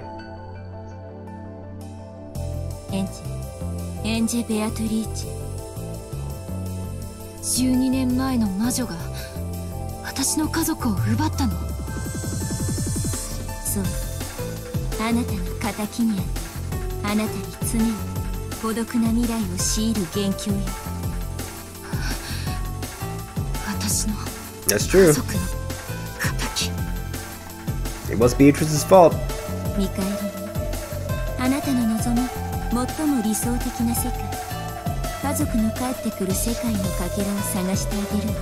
Now there is probably the best solution to what Angie wants. A person that can loop, a person that can go back in time. So for instance, Berkesteil can travel between different dimensions, different alternate universes, to where somebody zagged instead of zigging. Instead of zigging, they zag, maybe. Or vice versa. Maybe the conference never happened in one fragment. Maybe, Angie did or didn't go to the conference one year in 1986. There's maybe something just happened and nobody else died on that conference.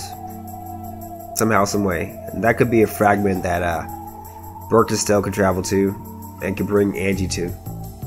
It definitely is possible. It's definitely a possible scenario.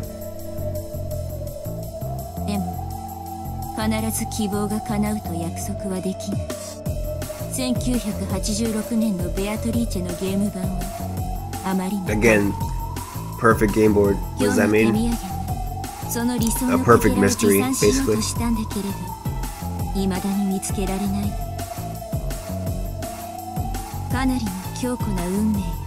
Yeah. It's gonna be hard to combat that.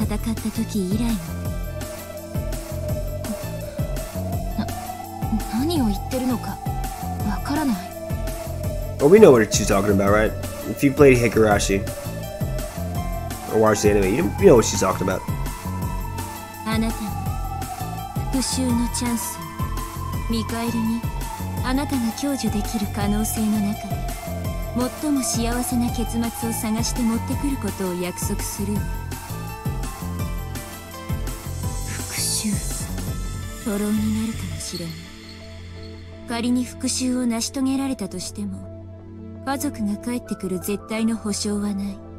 She's honest about it.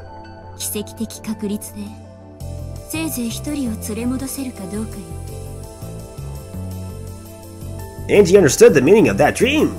The dream where it seemed that with just a little more stretching, her hand might be able to reach the least battler in Nissan.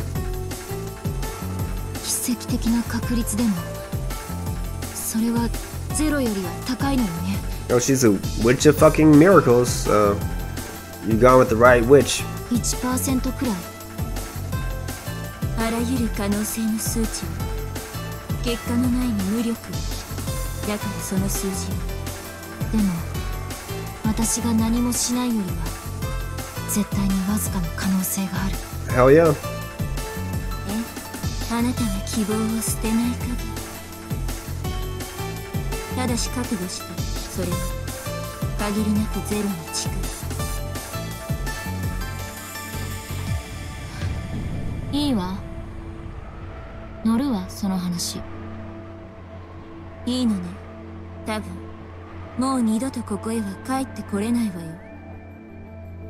ここは私のいるべき世界じゃないわ Alright, so if you're not familiar with what Higurashi is all about, you might want to either mute me right now or I don't know, just not pay attention to what I'm going to say here. If you haven't finished Higurashi at least. But Higurashi is pretty much about alternate dimensions, different scenarios where people who have died in the past, you can go back in time and like prevent them from dying. Basically, that's kind of what Higurashi is all about. One of the main characters, Rika, has the power to loop in time, so she goes back and forth in time, trying to prevent her friends from dying, trying to prevent the entire town she lives in from catching this infectious disease called Hinamizawa syndrome. And she is successful in the end, and she ends up creating like the best good ending outcome, where nobody dies, or the culprit that is pretty much responsible for this Hinamizawa syndrome being spread through her friends and shit and killing people. She creates a scenario where the culprit gets caught and the culprit ends up regretful about what she does. She's in the culprit is in custody at the end, basically, and then everybody else lives happily ever after for a while at least. But the way she does this is going through fragments. In the fragment world, it's basically the way she travels between these dimensions, travels between these alternate universes.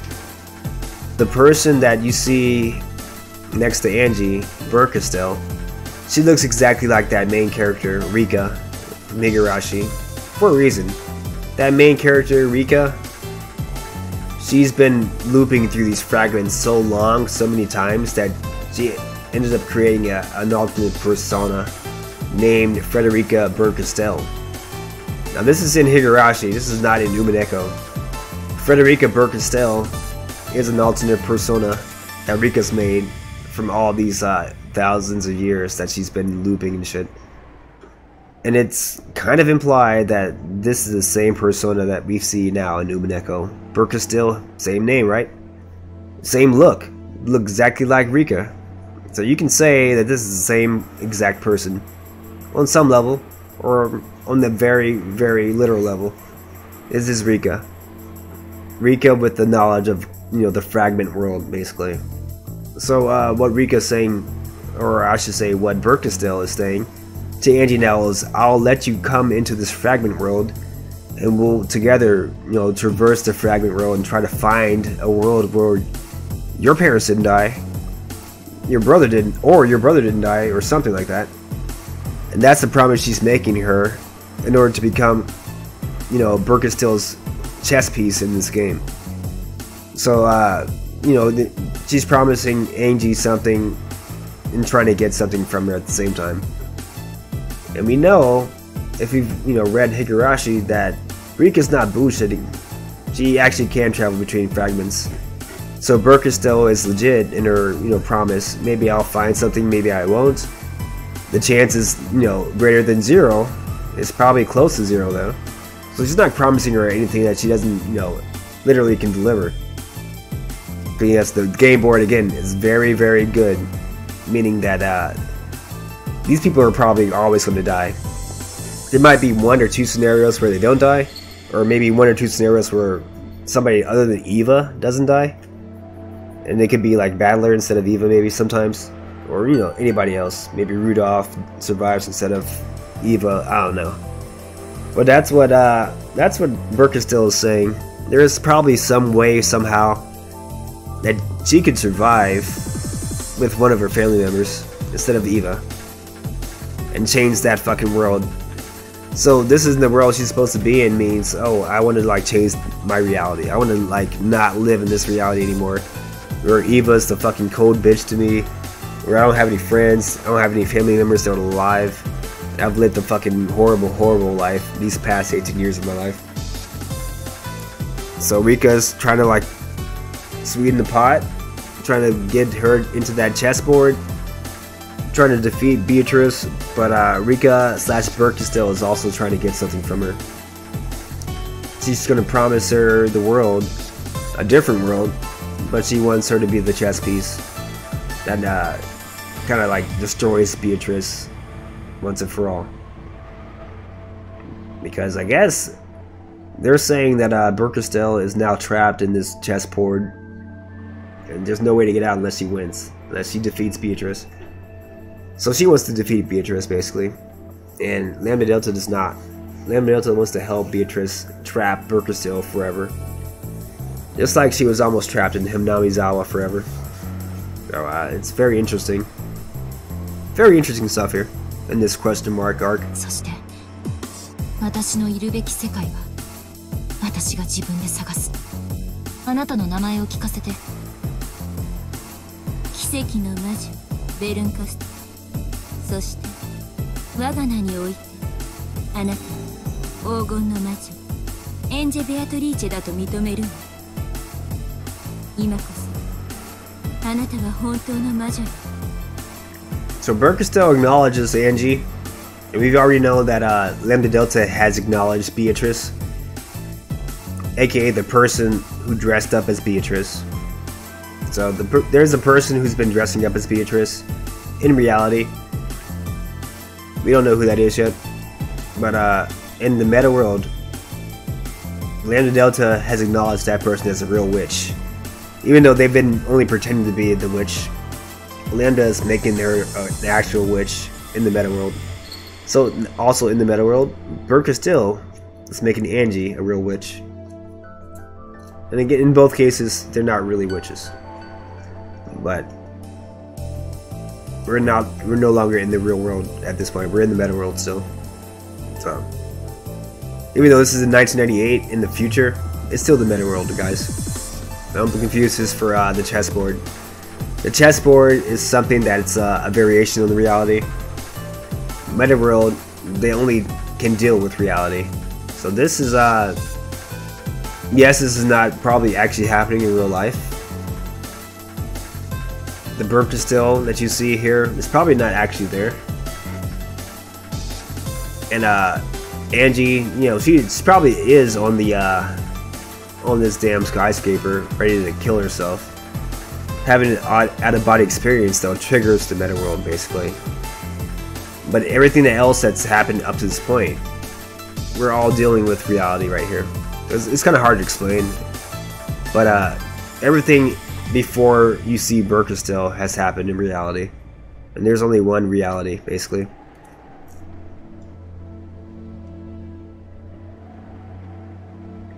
And since she proclaimed that I was a witch, I felt dizzy, as though something inside me had changed drastically. At that time, I heard a clunk.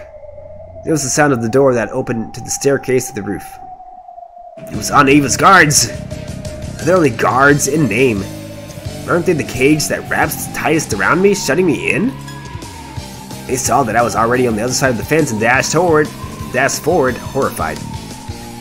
So, she's scared of the guards for some reason, but the guards are there to protect her. Like, they see that she's trying to kill herself, basically. So they're gonna try to dash forward and, like, literally save her life. That's what they're trying to do here, guys. But it seems like she's scared of her, though.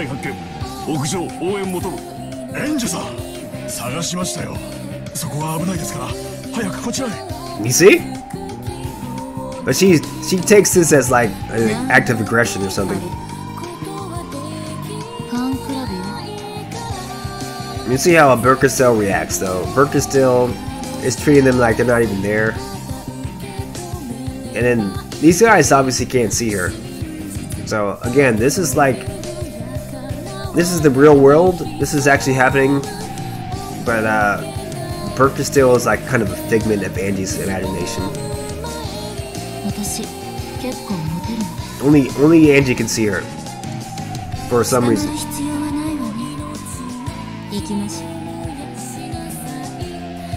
Looking annoyed, Burkestil turned on her heels. In the jet black sky, watching that perfectly casual gesture, I followed her as though it was completely normal. They don't say Angie-san and some weird girl, they say Angie-san. They can't see Burkestil.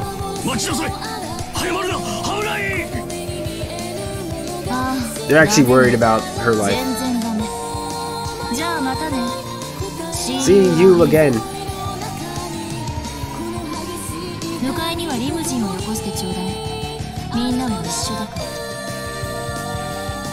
Please send a limo to get me. There's a backflip off the fucking skyscraper, guys. So she does a backflip off the skyscraper, expecting not to die. Like, she's not trying to kill herself at this point. But that literally happens in real life, though. And that's where it cuts off. Wonder what happens then, right? Wonder what happens next. You gotta play the next episode to find out!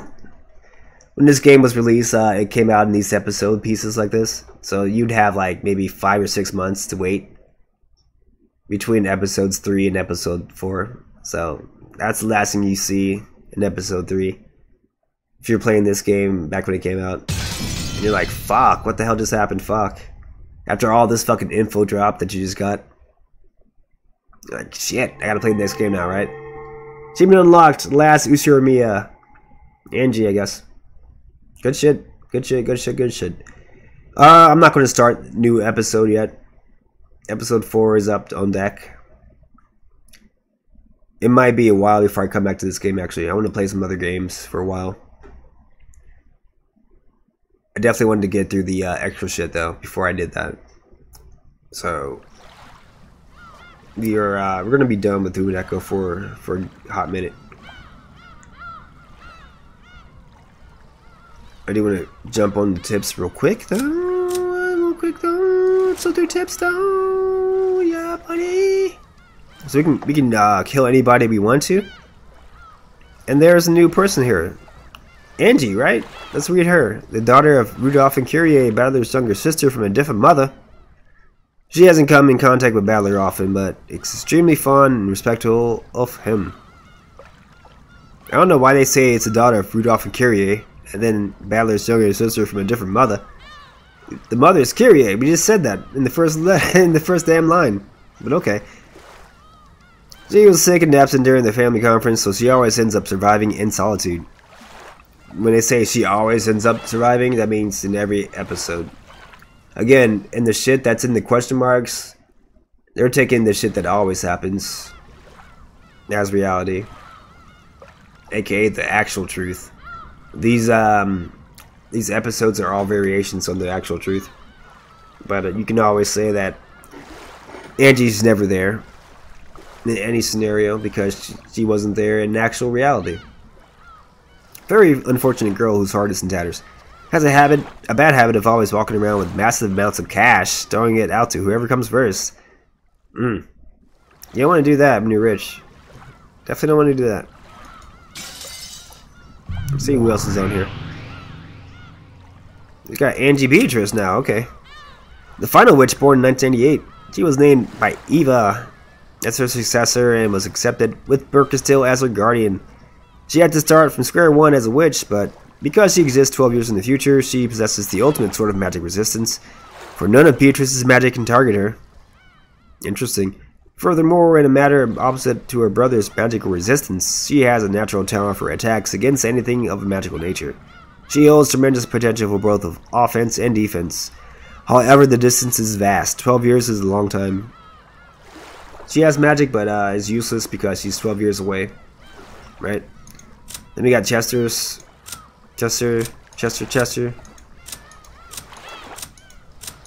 Doesn't tell you about the other Chester.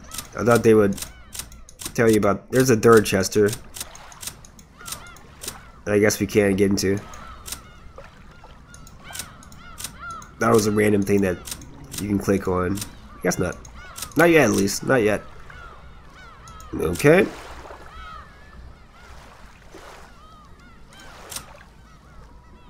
And we've already read these two. We've already read Virgilia. And Beatrice is always the same. Renove probably the same. Yeah. Okay. And Seven Sisters of Purgatory. All the same. Can we execute anybody? Let's see. Nope. I want to see if we can execute Angie real quick. Nope. We can execute Jessica, I believe, right? Yeah. Okay, that's fine. We can't execute Eva because she never gets killed. So, in case you guys wanted to know, cannot execute her. We can try to execute her, but she can't die. Ha ha ha ha. Everybody else we can't execute though, so that's good to know. Hey, we can execute Badland too, right? Bam. He actually dies in that last episode, guys. Even the main character can die. What a game, right? What a game. Alright, that's probably all I want to see in tips. Let's real quick though. Look at the epitaph. Let's look at the 10th Twilight real quick, guys, because the 10th Twilight is when Jessica died.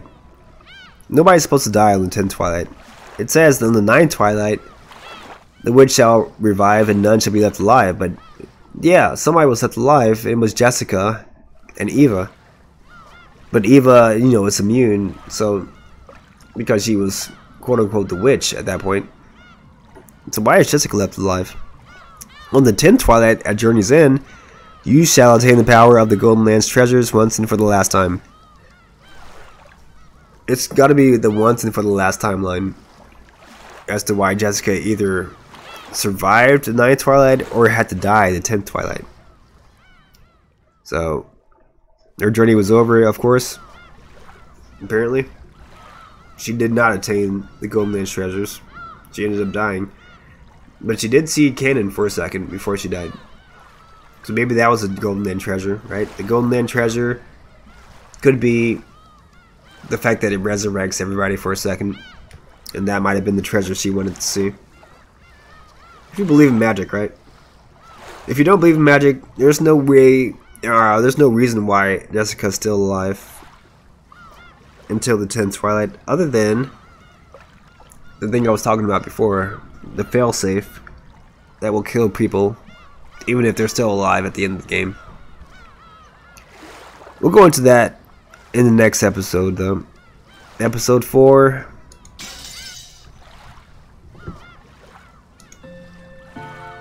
the Alliance of the Golden Witch, guys. Look forward to that. Look forward to that. And then next time, and in the between time, guys. Hope y'all be good to each other. And always party young dudes. Bye.